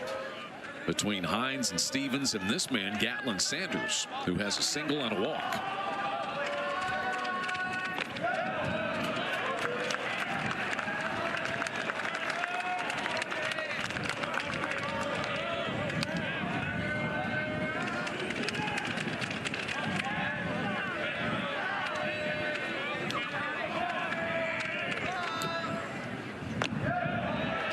Nothing at 2 to Gatlin Sanders, making his first start of the weekend here this afternoon.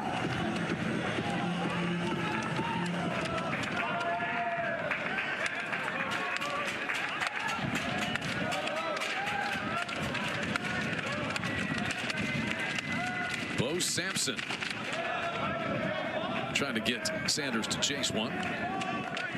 Yeah, pretty good breaking ball right there after 2 good fastballs. Feels like this is a pretty big at bat right here. Bases loaded and 1 down. Top of the 5th inning. Fought down the left field line and foul.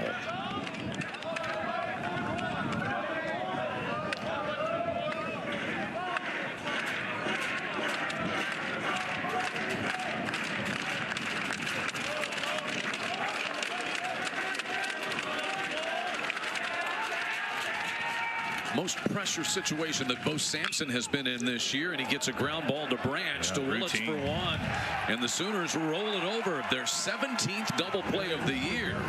So out of the bullpen, Bo Sampson throws a double play, and Mississippi State leaves him loaded in the 5th inning.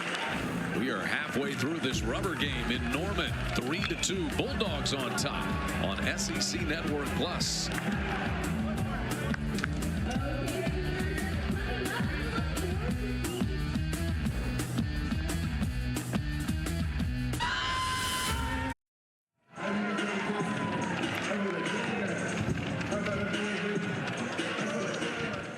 Welcome back to the broadcast. It is the bottom of the 5th. The Sooners are down 3-2. Just saw Reggie Willits. Leadoff at bat here. Got it. Sam Christensen drills one to right center field and gone, and this game is tied. So Sam Christensen swinging at the first pitch in the bottom of the 5th inning. And he nails his 3rd home run of the season to make it a 3-3 ball game. Only the 2nd hit of the game for the Sooners. And that's after Carson Ligon looked like he had it on cruise control. He had retired 6 batters in a row prior to that. Yeah, 6 in a row prior. And that ball was middle. He just ambushed him.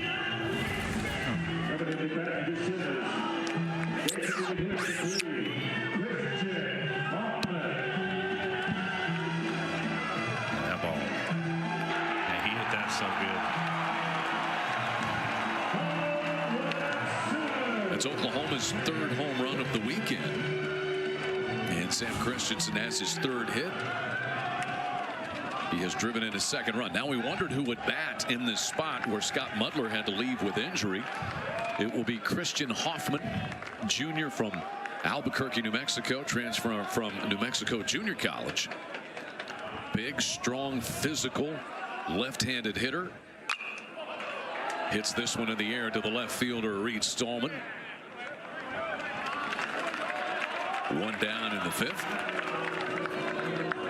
These 2 teams continue to play back and forth close ball games. We had a 1-run game, a 2-run game, and now we've got a tie ball game. And here's Dawson Willis, who has been a big part of the proceedings.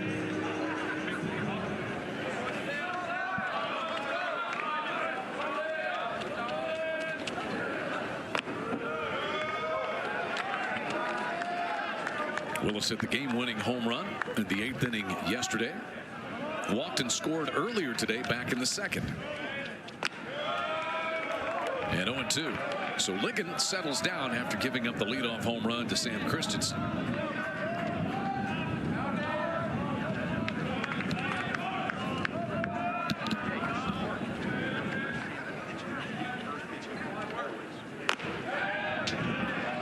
A ball and 2 strikes. And Ligon had kind of found a groove. He had back-to-back 1, 2, 3 innings. And then Christensen probably just sitting dead red on the first pitch, as that pitch is dropped. The third strike by Powell, but he throws down to Hunter Hines, and it's a strikeout of Dawson Willis for out number 2.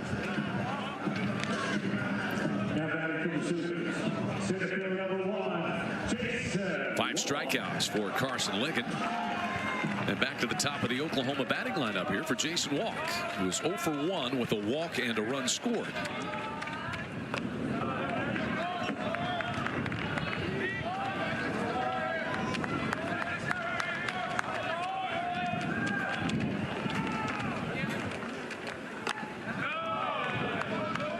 Walk gets your attention when he squares to bunt.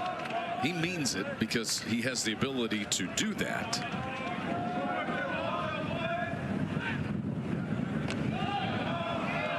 Takes a strike there, and it's 2-1.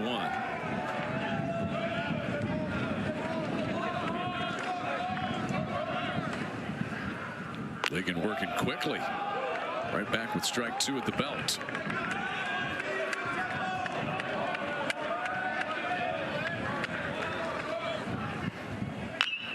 Off the end of the bat, rolled towards Sanders.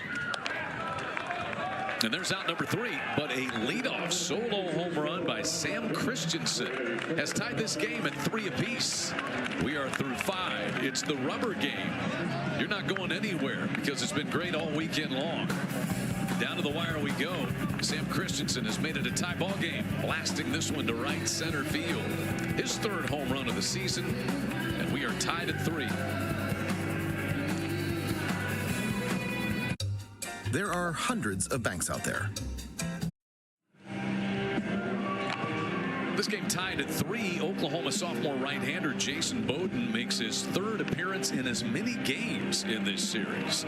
The Texas A&M transfer, hard-throwing 6'3", 193-pounder out of Orange, Texas, as he pitched 2 innings on Friday night, scoreless, and then gave up 2 hits and a walk yesterday in an inning, but didn't give up a run. So he's going to go 3 for 3. And this is his SEC leading 13th appearance of the season. Over the inner half, and strike 1. Joe Powell, 2 strikeouts. 1 in the second, 1 in the third. 1 for 8 on the weekend is the catcher for the Bulldogs.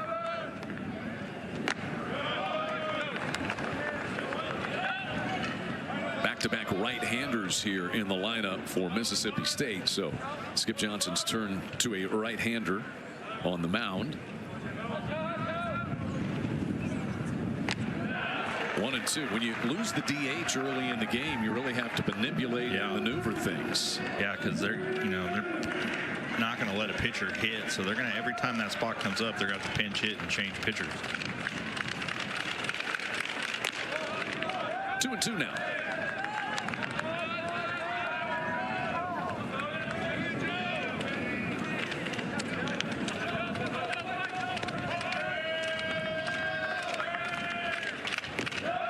And a full count here to Joe Powell. There is Scott Mudler. Right arm in a sling after a head-first dive at second base.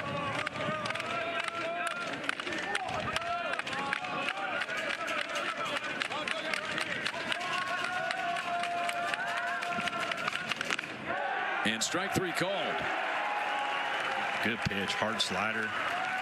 Just froze Powell. See it right here. Just nasty on the outer third.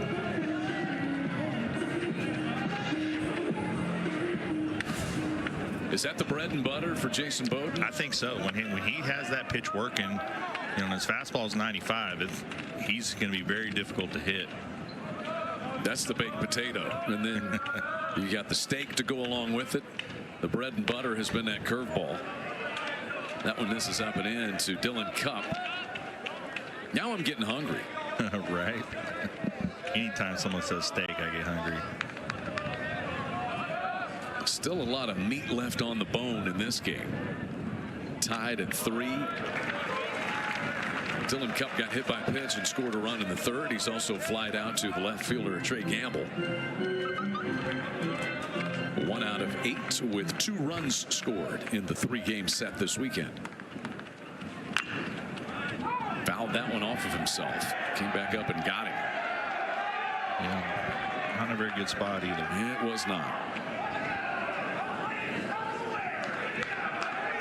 Not that there are any good ones. Yeah, true story.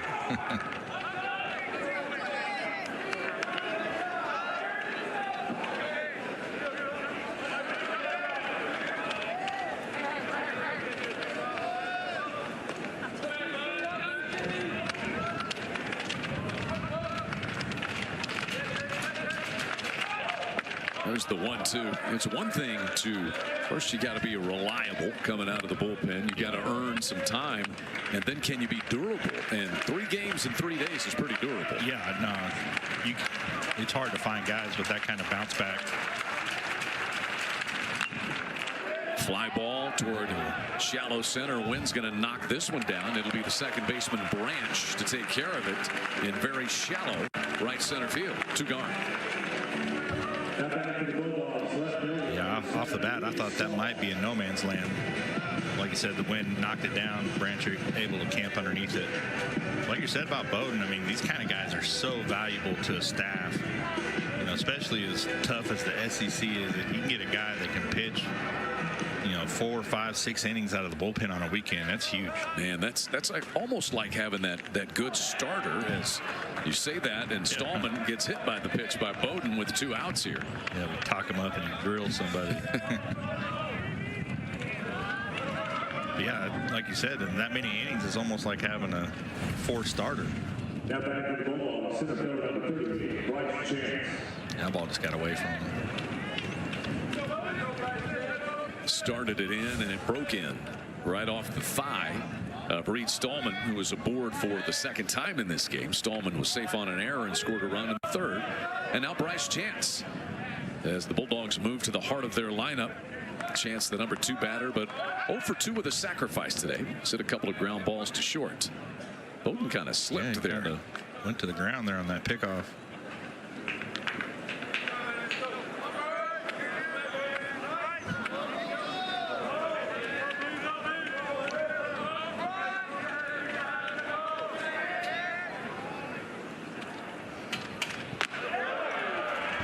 Unfazed by it. A strike from Jason Bowden.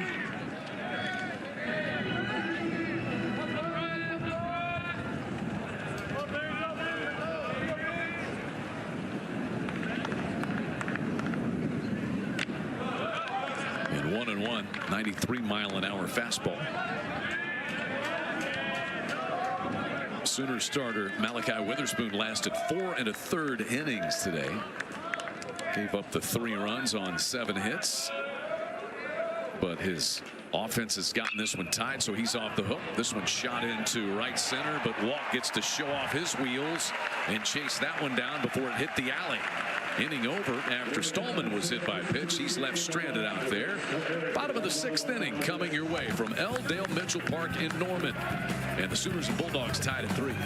Ligon, he is about to have his longest appearance of the year. His prior long was 5 innings against Queens and picking up a win there, but he pitches here into the 6th. You see 89 pitches. He's got a 2-hitter going. 3 earned runs, 5 strikeouts, 3 walks. And Sam Christensen's solo home run, by far the hardest that he's been hit today. Trey Gamble leads off for Oklahoma here in the 6th inning. Gamble 0 for 2 with a fly ball to right and a fly ball to left so far.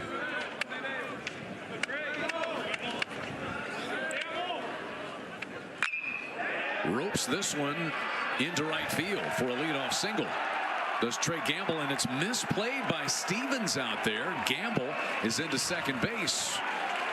Base hit and then an error. And Oklahoma has the go-ahead run at second base. Good piece of hitting by Gamble. And that ball just down the middle. And like you said, Stevens just kind of nonchalant, and ball goes off his glove back to the wall, allows Gamble to get to second. So that'll be the first error of the game against the Bulldogs. It puts the lead run in scoring position. And here's Easton Carmichael. He drove in the first Sooner run with the ground ball on the infield. That was back in the first. Sooner fans didn't like that call. That was yesterday with the 5 errors for the first time in 14 seasons. It was tough, and you really could have charged a 6th, as we talked about earlier. Rolled into right, base hit. Here comes Gamble charging for the plate. Stevens up with it. The throw is not in time, and Easton Carmichael has delivered once again for Oklahoma. He's driven in 2 of the 4 and has driven in 3 this weekend. Yeah, just a great hitter. Good job, filling that, hitting that hole on the right side. Carmichael's definitely a clutch hitter. So 4-3, Oklahoma surges back on top. And now we will see how much longer Ligon is able to go. He's given up 2 hits in this inning. And as we mentioned, his longest outing, 5 innings against Queens. So this would be 5+. Justin Parker, the pitching coach, is out for the Bulldogs, and he signals for a right-hander to come from the bullpen. The day is done for Carson Ligon. He will leave trailing 4-3. This game belongs to the bullpens the rest of the way, as was the case yesterday. In from the pen comes Jacob Pruitt. We'll tell you about him. It seemed like Richie had it on cruise control. Yeah. And the home run by Sam Christensen to start the 5th. Yeah, 3rd and 4th inning, 3 up, 3 down, both innings. And like you said, Christensen ambushed him to lead off the 5th inning, kind of went downhill a little bit from there. So here is Jacob Pruitt, the junior from Yorktown, Indiana, transferred from Indiana State, where he spent 2 seasons.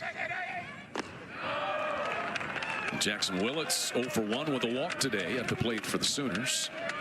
Can be a high strikeout guy. He had a game against Troy back in late February where he struck out 9 in 4 innings of work. But 2-0 here to Jackson Willits. And he's going to need to be careful here with Willits' power.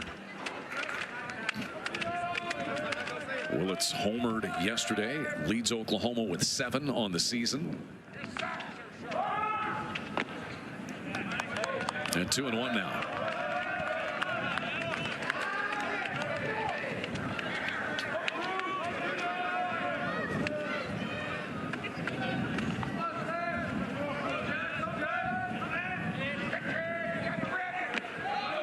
Three balls and a strike. Jackson Willits, after walking in the first, the next hitter at the plate was Dayton Taki, and he's a left-handed batter. He got 2 strikes on him. Mississippi State shifted to 3 infielders on the right side of the infield, and Jackson Willits, with a delayed steal from first base, stole second, ran right through second and over to third, because there was nobody on that side of the infield other than at the time the shortstop, Dylan Cupp, but he couldn't beat Willits back to the bag. And here Willits delivers a base hit to right. Easton Carmichael will stop at second base. Handled cleanly by Stevens in right, but it's 3 straight hits in the 6th inning for Oklahoma. Yeah, another good. You say you can't fall behind good hitters and expect to get many outs. He falls behind Willits and he ends up getting a base hit. The ball hit too hard for Carmichael to get to third. And now a big opportunity here for Dayton Taki with nobody out.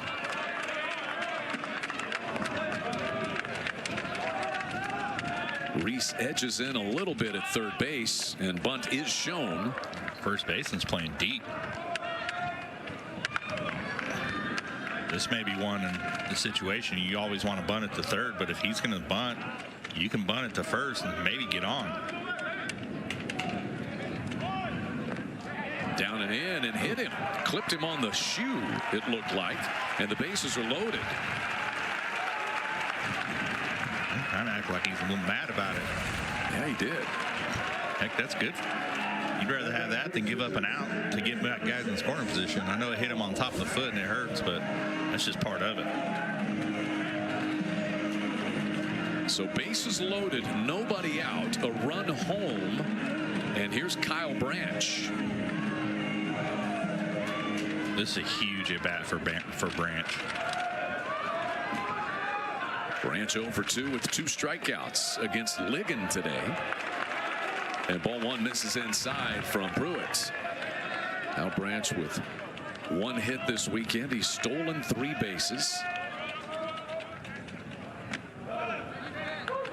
There's a strike. This is that part, you know, you get into the grind of conference play, and you're a freshman going through this for the first time, Rich, and having to battle through it. You went through it. Yeah, and to be honest with you, I don't think he's phased. I think he's just, by now, he's settled in and just going the way he's going to go. And offensively, he's been a huge surprise. 1-1 fouled off, and a ball and 2 strikes. I mean, we knew how good he was going to be defensively, but his offense has only added to his prowess, even though he's a freshman.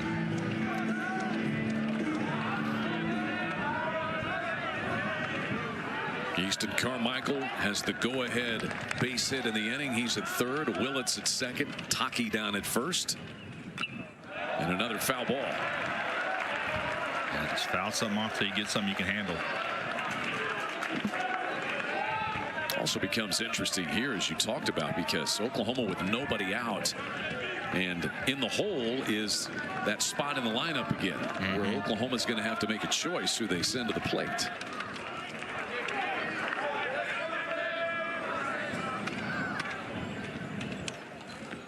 Two and 2 now.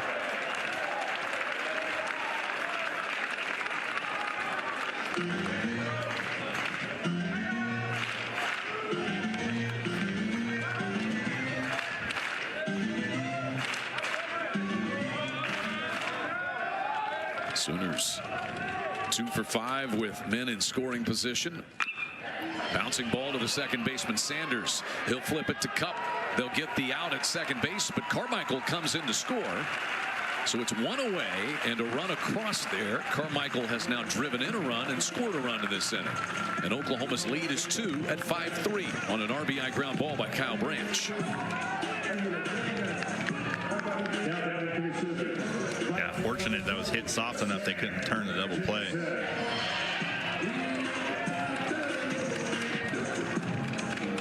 So just the force play out there as Willits is cut down. Beg your pardon, Taki is cut down, and Willits is down to third. And here's Christensen, who homered leading off the 5th. And Branch had a couple stolen bases yesterday. See if they maybe try to steal second and stay out of the double play. And Branch was 3 for 3 in the stolen base department yesterday. He's at first. And a really close play. In fact, so close, Hunter Hines is saying you should take a look at it. Mississippi State is challenging the safe call at first base. He believes he got the tag on Branch before he got back to the bag. I don't know. Pretty close.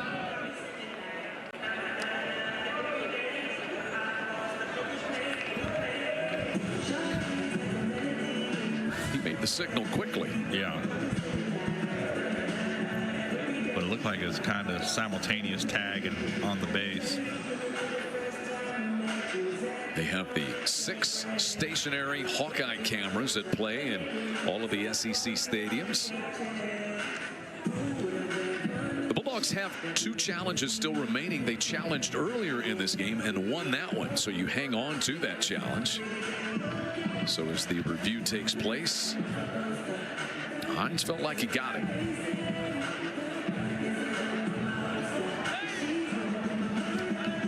I don't know that You see it from the other angle, like from home plate. Yeah, the one that we saw does not tell you, and that's the case on occasion, Rich, is sometimes a player feels like, yeah, challenge it, we got it, and there's just not an angle that's conclusive. Right. Even with all the cameras. Yeah. And I don't know that that one is conclusive. You just can't see when the tag happens, can you? No, it looks, yeah, to me it looks like it's simultaneous. It's a shoulder and a hand on the same time. At least from this angle. It's close. He might be out. Right there. His foot's in the way. There's Hawkeye down the line. And you got to kind of time it up. You can't see his hand. That's the problem.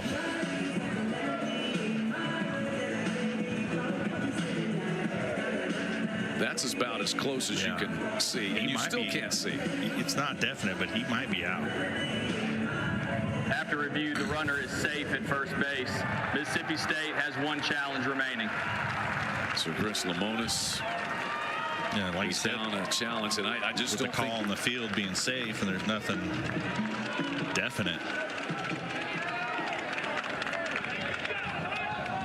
All the cameras and technology, still can't figure it. And we still can't figure it out.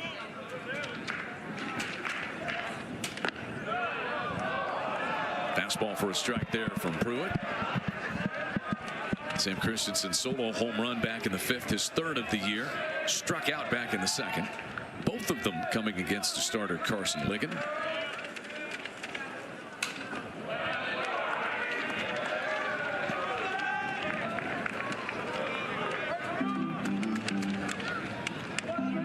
Easton Carmichael, the go-ahead RBI single in the inning.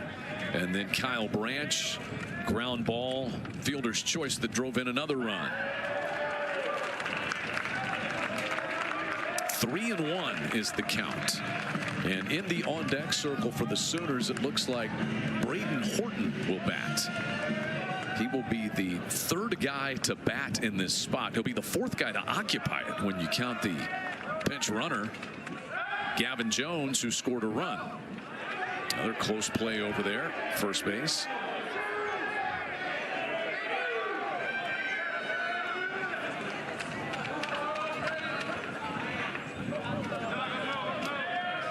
There's Horton, ready to go. And I suppose that could change if Mississippi State were to make a pitching change prior to that.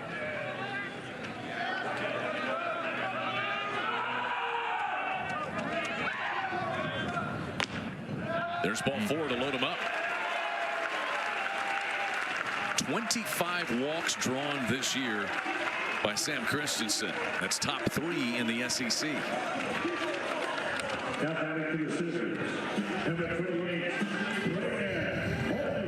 And so here's Braden Horton.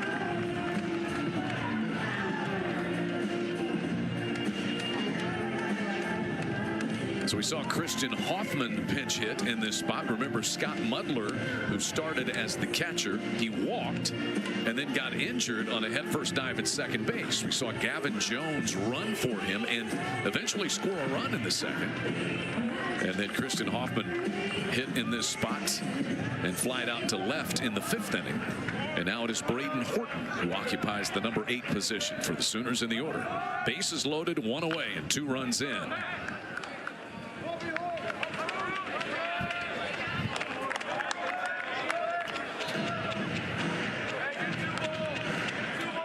Braden Horton, just his 8th official at bat of the year. He scored a couple of runs, and he has 1 base hit this year.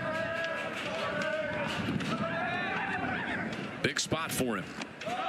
And down in the count 0-2 against Pruitt.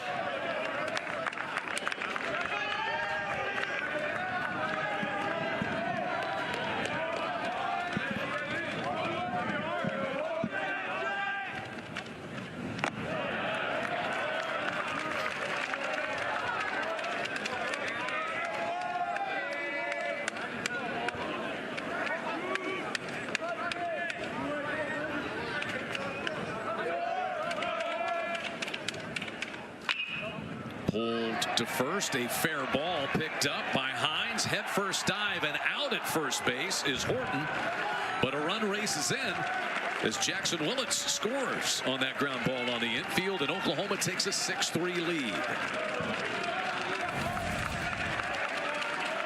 Mission accomplished by Horton. He drives in a run. Yeah, good job. You know, first base and playing deep. He wasn't going to be able to turn it either way.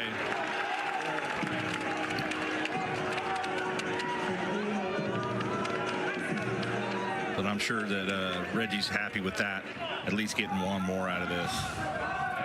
So 2 ground balls on the infield producing runs here. Willis, a ground ball to the second baseman Sanders, and the inning is over. But Oklahoma has retaken the lead. They push across 3 runs on 3 hits. 6-3 Oklahoma, moving to the 7th on SEC Network. It's the 4th Oklahoma pitcher of the day. It is the freshman lefty Jaden Barfield. He's become a very effective, consistent performer. Freshman out of Pearland, Texas, 5'9", 215 pounds. Oklahoma with a 6-3 advantage, trying to take the rubber game of this 3-game series. Bulldogs won the pitchers' duel on Friday night.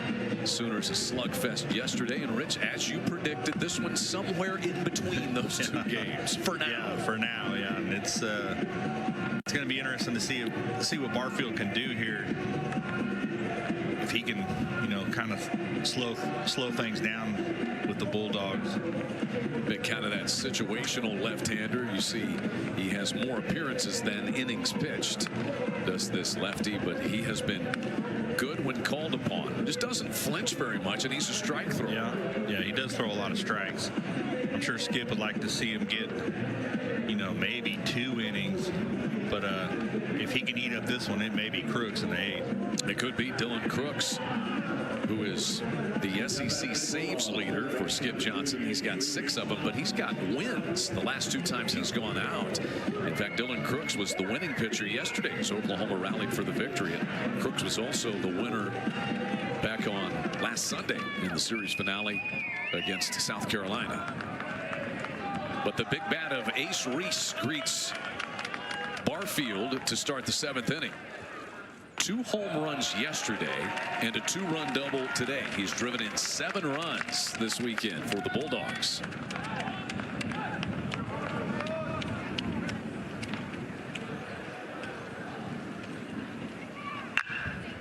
Past Barfield, but Willits is there behind the bag, and Ace Reese is retired.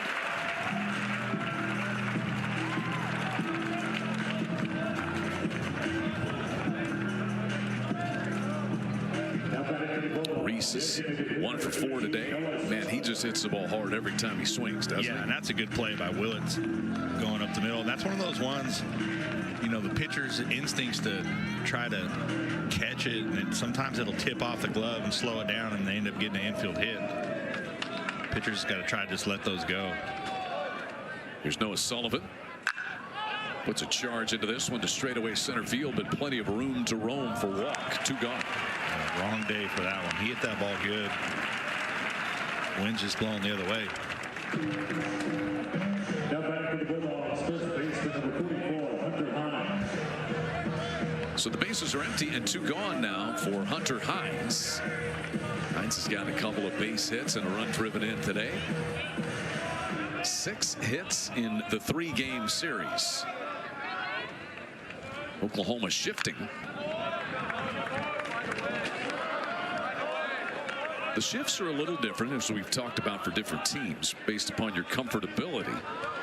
But Oklahoma chooses to just squeeze the second baseman Branch over into the middle of the shift and bring the shortstop Willits around. And Mississippi State's shift is different. They pull the third baseman Reese from third into the middle of the shift. Yeah. Like I said, it depends on your personnel and how comfortable you are and who you want left on that left side of the infield. 1-2 on Hunter Hines.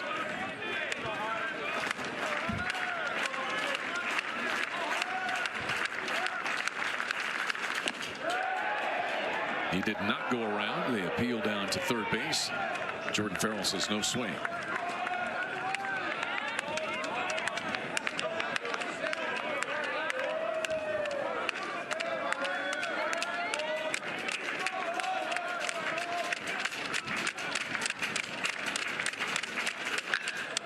Lifted into center and left center. Back goes Walk, and he puts away the final 2 outs in the 7th inning. Jaden Barfield works a 1-2-3 inning out of the Sooner bullpen to hold things where they are at the 7th inning stretch. It's Oklahoma 6 and Mississippi State 3.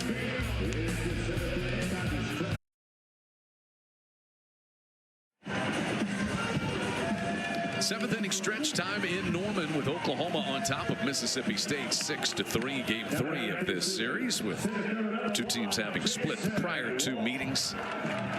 And Oklahoma has the top of the order. Jason Walk coming to the plate. And Carly's got a little more on the Sooners' speedy center fielder. Before the season started, Skip Johnson gave his team bracelets that say compete every day. The position players have yellow while the pitchers have red. Well, ever since they got them, Oklahoma's adapted to the mentality that you don't rise to the occasion, you fall back on your preparation. Competing every day is the scouting report. That's the preparation that they need. Just great leadership from Skip Johnson. If you know him, you know he really focuses on the mental side of the game with his players, guys. Thank you, Carly. Without question, and it's a consistent approach. Compete every day, let the outcome take care of itself, and you focus on the process. So if the pitchers get red and the position players get yellow, what if you're a two-way player? You get both. Okay, fair enough. You get to wear the extra bling. Depends on whether you're hitting or pitching. You got to make that switch. You got to switch it, yeah. 3-2 here to Walk. Looking for his first hit of the day. He did walk, steal a base, I should say, and score in the first.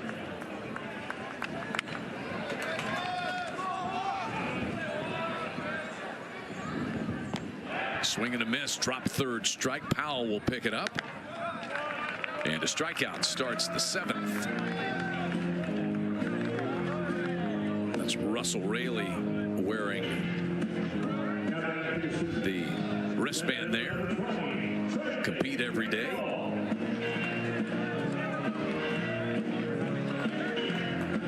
Walk is out to start the seventh. That'll bring in Trey Gamble, who's 1 for 3 with a single and a run scored. Pruitt, good solid fastball in the low 90s.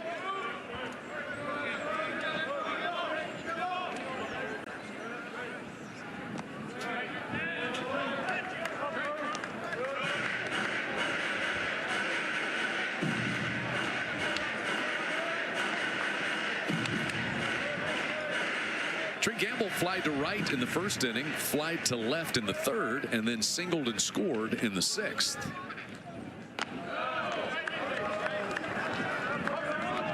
Oklahoma had a 1-0 lead, an RBI ground out by Carmichael. Then Willis, RBI single in the second, gave the Sooners a 2-0 lead. Ace Reese tied this game for Mississippi State in the third with a 2-run double. They took the lead on Hunter Hines' RBI base hit later in that third. But Sam Christensen tied it with a solo home run for the Sooners in the fifth. And then Oklahoma pushing across 3 runs in the bottom of the sixth inning.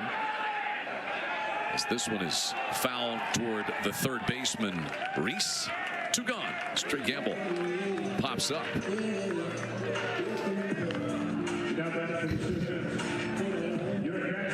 The go-ahead run driven in by Easton Carmichael in the sixth inning for the Sooners. And here he is once again. He's driven in 2 of the 6 runs, and he has scored 1.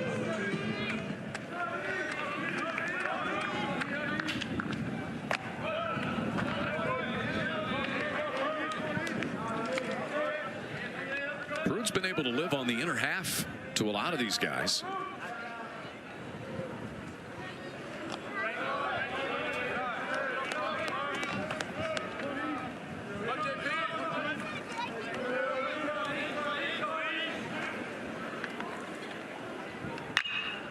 Carmichael's got his second hit. About the same place where he drove in the go-ahead run back in the 6th inning. Yeah, right in that 4-hole. He smoked that ball. So the inning is still alive for Jackson Willits.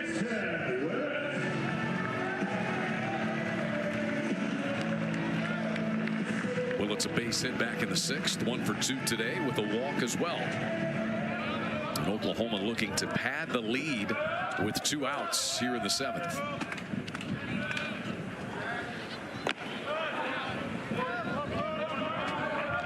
Jackson Willits batting .330 with a home run this weekend, giving him 7 on the year.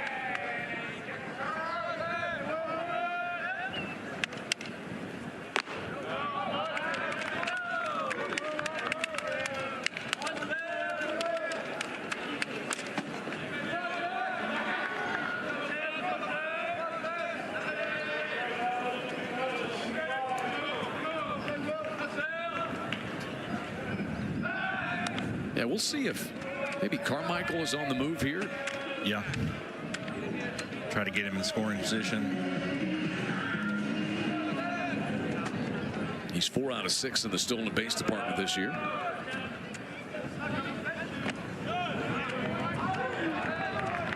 One and two now to Jackson Willits.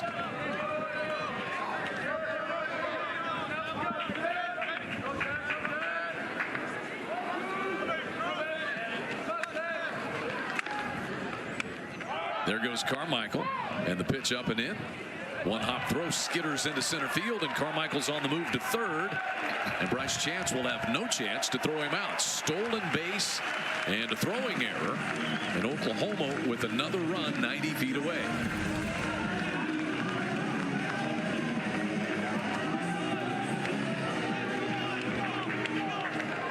That pressure put on by this Sooner offense. Yeah, and as a shortstop there, you got to just block the ball.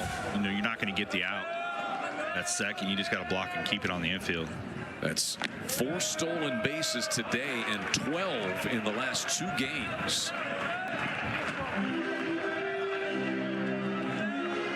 Full count now on Willits. This feels like a dangerous pitch, and Pruitt probably has to be careful with Willits. Carmichael's way down the line. Willits blasts this one deep right center field. Stevens back to the track. He leaps and pulls it in. Nolan Stevens robbing extra bases from Jackson Willits and keeping this game right where it is. 6-3. Oklahoma leads it, headed to the 8th on SEC Network Plus. Got Tennessee taking the series with Alabama 2-1. Texas A&M sweeping, or Vanderbilt I should say, sweeping Texas A&M 3-0. Man, you can get hard and in a hurry when you get into conference play. And Florida, a team that was cruising right along, now 0-6 to start league action potentially. Jaden Barfield back out for Oklahoma. Worked a 1-2-3 7th out of the bullpen. And goes to work against Nolan Stevens, who's got 2 hits and a walk today.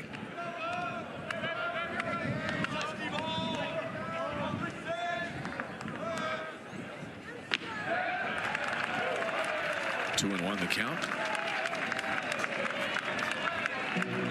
11 of the top 25 teams in the country in the SEC, 8 of the top 10, and 4 of the top 5 coming in. It may not stay this way as they just kind of victimize one another.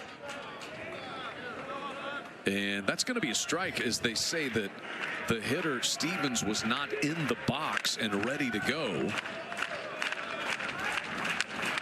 in conjunction with the pitch clock. So it's now 1-2 on him.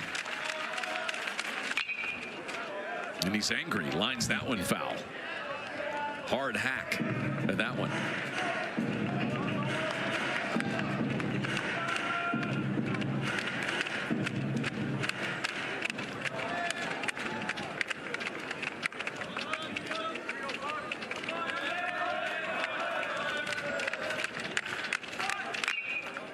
High chopper, Barfield.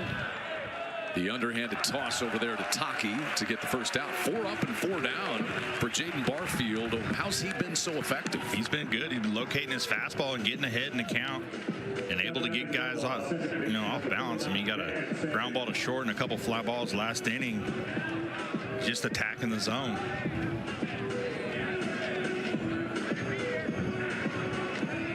Gatlin Sanders.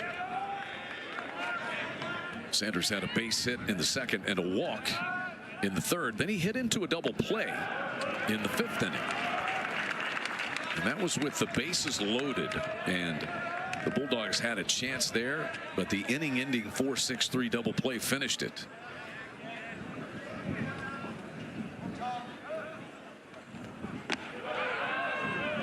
One and 1 to Sanders.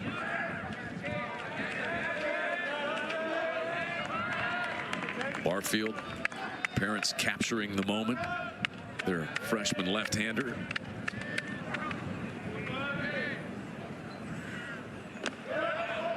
Our cameras are good at finding mom and dad, aren't they?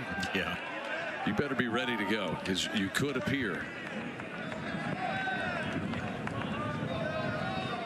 Oh, that's Carly who's got the good eye for mom and dad.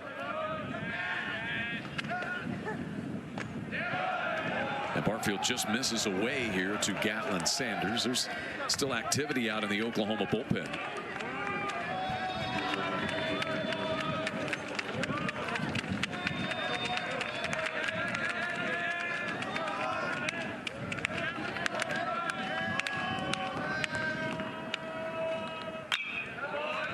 Full count now. Bulldogs just need a base runner. Yeah, they just need something to get something going. Get a little traffic, see if they can cause some damage.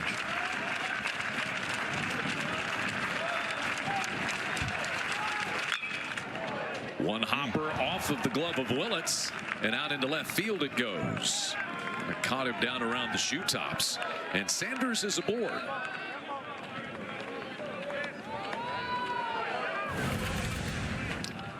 That ball's hit hard.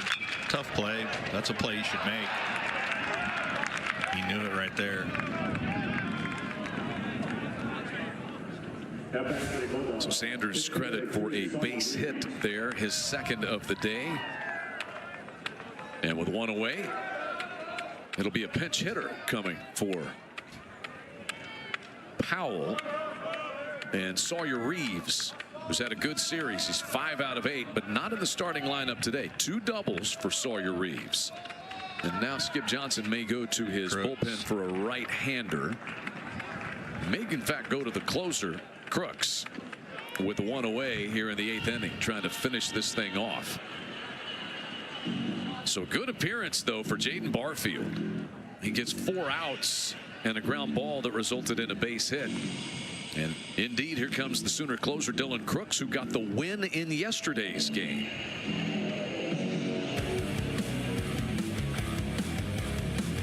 Also with the pinch hitter Reeves being right-handed, he's not going to mess around. Just going to go straight to Crooks and see if he can close this game out. So Sawyer Reeves pinch hitting for Powell in the number 8 spot. Crooks comes out of the bullpen. But another effective outing for the freshman Jaden Barfield.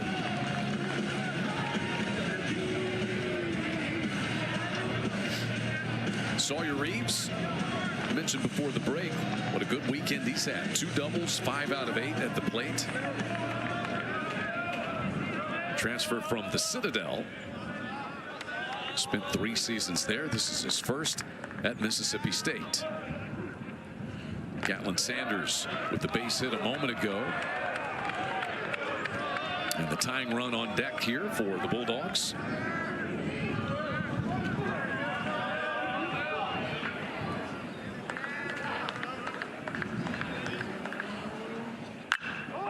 Popped up. Shallow right field, and the second baseman, Branch, out to take care of that one. Wind blowing it toward the right field line as it got up above the stadium roof. 2 gone. Yeah, that ball was hit high. It's a tough play. You got to keep your feet moving, stay under it. Branch does a good job of reeling that in. What is the book on Dylan Crooks? What's made him so dependable and effective for He works quick. He throws strikes, and his breaking ball is consistently for strikes. And he can get guys. His control's good. He can get guys to chase barely off the plate, but he's got the stuff. Bulldogs will pinch hit here. Garrick Fry in the number 9 spot for Dylan Cupp. And Fry pinch hit as well in yesterday's game. Went 0 for 1.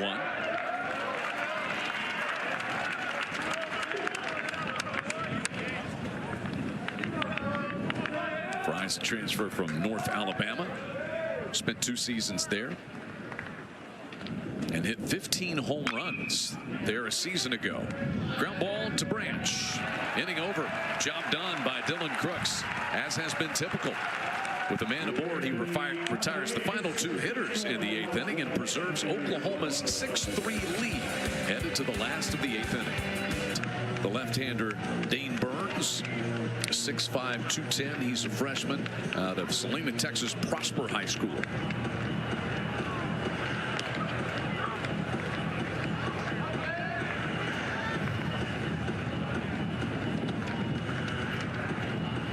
new catcher is Steven Spaletta as well. So an all-new battery for Mississippi State. Now batting for the Sooners, first baseman, number 16, Dayton Taki. And Dayton Taki set to step to the plate for Oklahoma.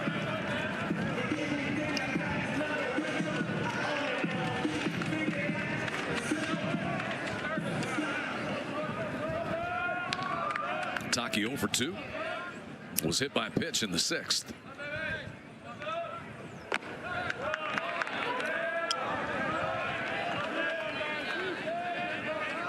There is Steven Spaletta.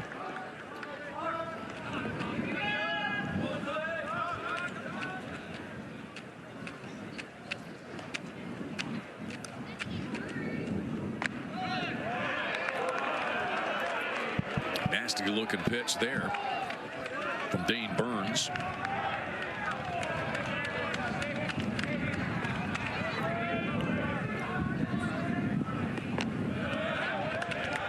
Dane Burns was drafted this past summer, 17th round by the Kansas City Royals, but elected to become a Bulldog.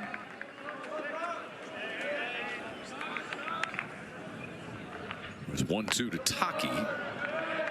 Tad bit outside.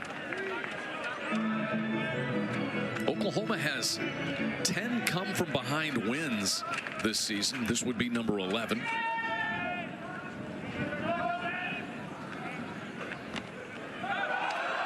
That one swung on and missed. Taki's going to sprint down. It's a low throw by the new catcher Spaletta, and a near collision between Hunter Hines and Dayton Taki at first base. It's ruled an out, and Taki's going to stay on the bag. Oklahoma has 2 reviews still available. You know, that's one of the ones where the first baseman can use the green bag, and that ball's in foul territory on the first base side. Yep. And so Taki's going to go ahead and jog back to the dugout, having been retired on a strikeout. And now Skip Johnson coming out to just talk with Eric Gaucher, the plate umpire. And as you said, Rich, the green bag is supposed to belong to the base runner unless there's a situation like that where there's a ball that's over in foul territory and the catcher's got to make a throw. Yeah, you see it get away from him. He bounced that ball in there. Good job by the first baseman picking it off the turf. I said it was a near collision. That was a collision, just not a hard one, right, between those 2 big bodies. Here's Kyle Branch. Drove in a run with a ground out to the second baseman Sanders in the 6th. And has an extra base hit here. Into the left field foul corner. It bounces off the wall down there, and Stallman had a little bit of trouble coming up with it because of the bounce. A 1-out double for Kyle Branch is his first hit of the day.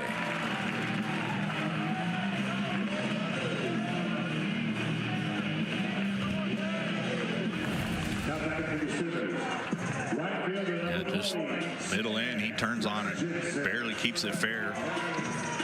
That was only about a foot inside the bag. It is 6 doubles for the freshman second baseman.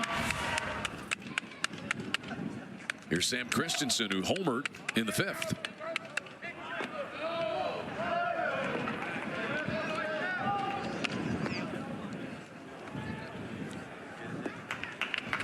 Branch was looking to go on that, but Burns held the ball long enough where he ended up stopping.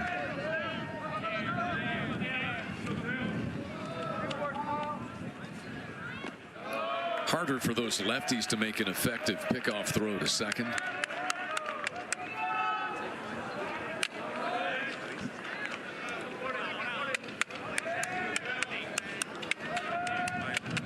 Branch is 9 for 9 in the stolen base department this year.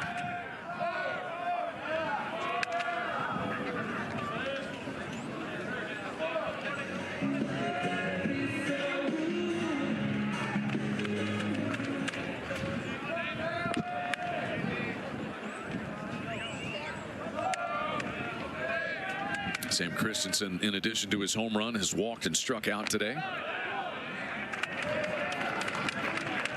And he's ahead in the count 3-0 against Burns.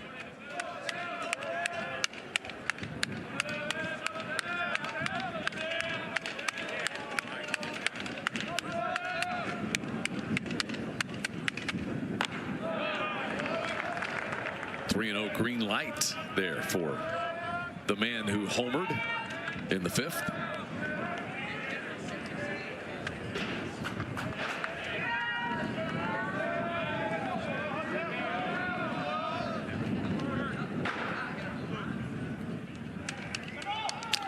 There goes Branch, and ball 4 is inside. It'll be a stolen base for Kyle Branch and a walk to Sam Christensen, who's walked for the 2nd time today.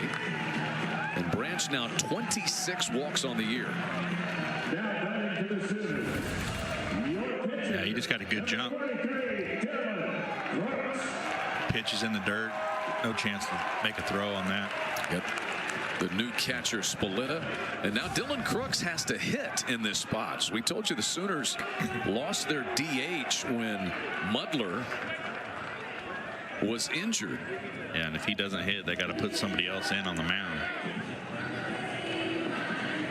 Assuming he'll be taking a few pitches. You know, I'm not sure he has a batting helmet, so he's got Cole Hansen's batting helmet on. 39 up top, 43 on the jersey. Right. Well, if he swings it like his brother Jimmy, this could get interesting, right?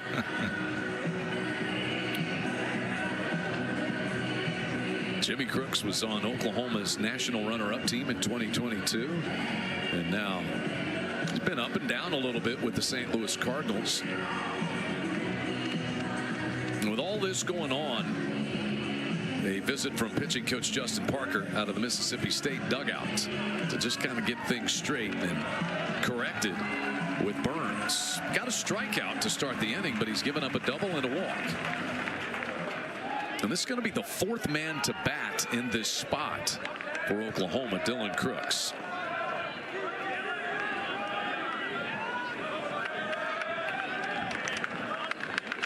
He's got a decent stance. And he bunts one. Wow. Nobody Perfect able to bunt. get the play at home. Sliding in safely with run number 7 comes Branch. So we're obligated to say the pitcher helps his own cause by driving in a run, but that's exactly what Dylan Crooks has done. He gives the Sooners a 7-3 lead with the perfect sacrifice. Now back to the Sooners, third baseman number 5, Dustin Willis.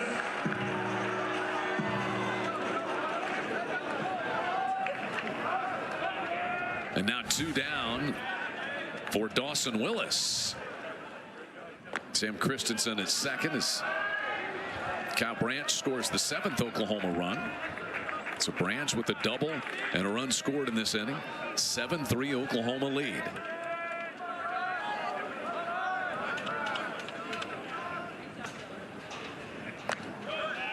And this Oklahoma offense now, that's 3 runs that have scored on ground balls on the infield, Rich. Yeah, and it's just good situational hitting. You know, you can score a run with a productive out. You trade outs for runs every time. 0-2 here on Dawson Willis. And Carly's got a little bit more down there by the Oklahoma dugout. Yeah, Chad, in between innings, or not in between innings, but right before Dylan went up to the bat, I ran up to Mrs. Crooks and I said, can he hit? She was like, yeah, he can. And then, you know, he just got the bunt and he came back down in the dugout and said, fellas, that's how you bunt. That's how you do it. A little bit of a teaching lesson to his teammates. It was good technique. Yeah, it was perfect bunt. Willis is 1 for 3. The base hit for him back in the 2nd. And out on strikes for the final out, but Oklahoma pads the lead. It's a run on a hit and a squeeze bunt by Dylan Crooks, who will come out to try to finish the job and get Oklahoma a series win. Oklahoma an extra run in the bottom of the 8th inning. He'll go out and try to get a save here. 7-3. You see the summary. A couple of hits this afternoon for Hunter Hines, who's had a good series. He's got 6 hits, does Hines. A 2-run double by Ace Reese. Oklahoma's heroes Easton Carmichael, who's driven in a pair, including what was the go-ahead run in the bottom of the 6th inning. And a home run for Sam Christensen of Oklahoma. Dylan Crooks got the final 2 outs in the 8th inning. Got a pop-up of Sawyer Reeves and a ground out from Garrick Fry. He goes to work against the leadoff man, Reed Stallman.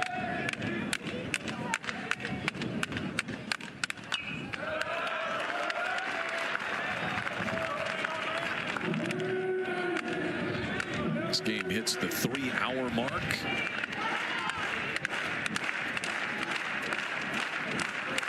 Reed Stallman without a base hit today, but he's been on base twice and scored a run.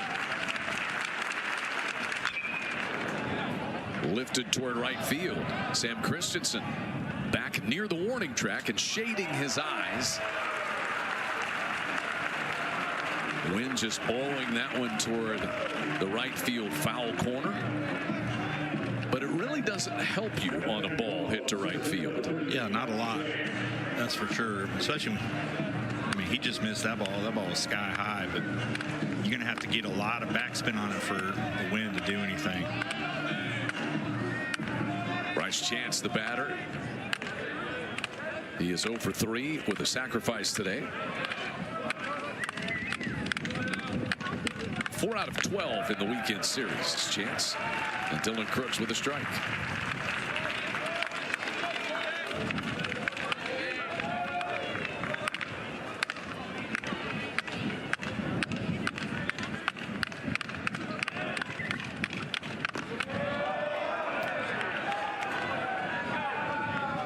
One and one. Once again, Oklahoma will be at Alabama for conference play beginning on Friday, and Mississippi State will have LSU on the road in Baton Rouge. And that series begins on Thursday. The Bulldogs have a midweek game at home against Samford. Oklahoma has a midweek game on Tuesday at Oral Roberts. Swing and a miss. And Dylan Crooks is 1 out away from a win yesterday and a save today, which would be his 7th.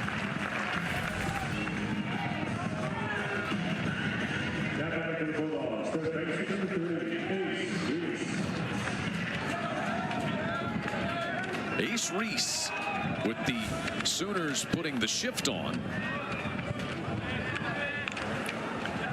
Reese had a 2-run double in the 3rd that tied the game. He hit 2 home runs yesterday.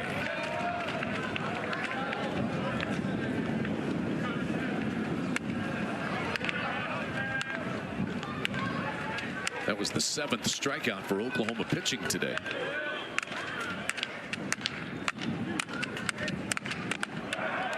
Is downstairs. We had 27 combined strikeouts on Friday. Yeah, that was a pleasure to watch both those guys throw. Pico Khan of Mississippi State, Kyson Witherspoon of Oklahoma. 1-2.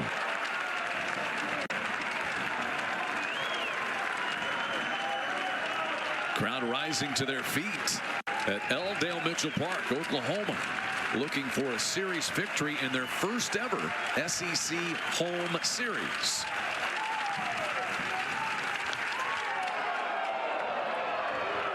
Upstairs, 2-2. Reese 1 out of 4 today. He's driven in 7 runs this weekend.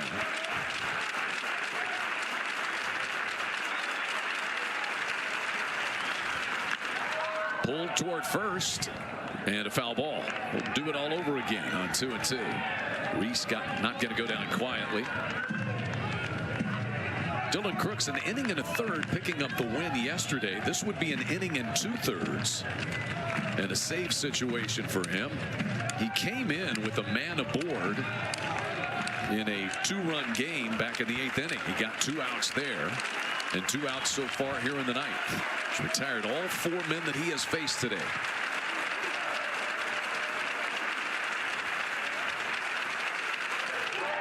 And there's strike 3 called. Oklahoma wins it. Dylan Crooks drives in a run. He gets a win and a save in the series, and Oklahoma takes 2 out of 3 at home in the first ever SEC series at L. Dale Mitchell Park. Rich, what'd you think of it? I thought it was a great game. Even hitting, but the Sooners came up with more situational at bats to score runs, and really the bullpen for OU was really good. Bowden with his third appearance.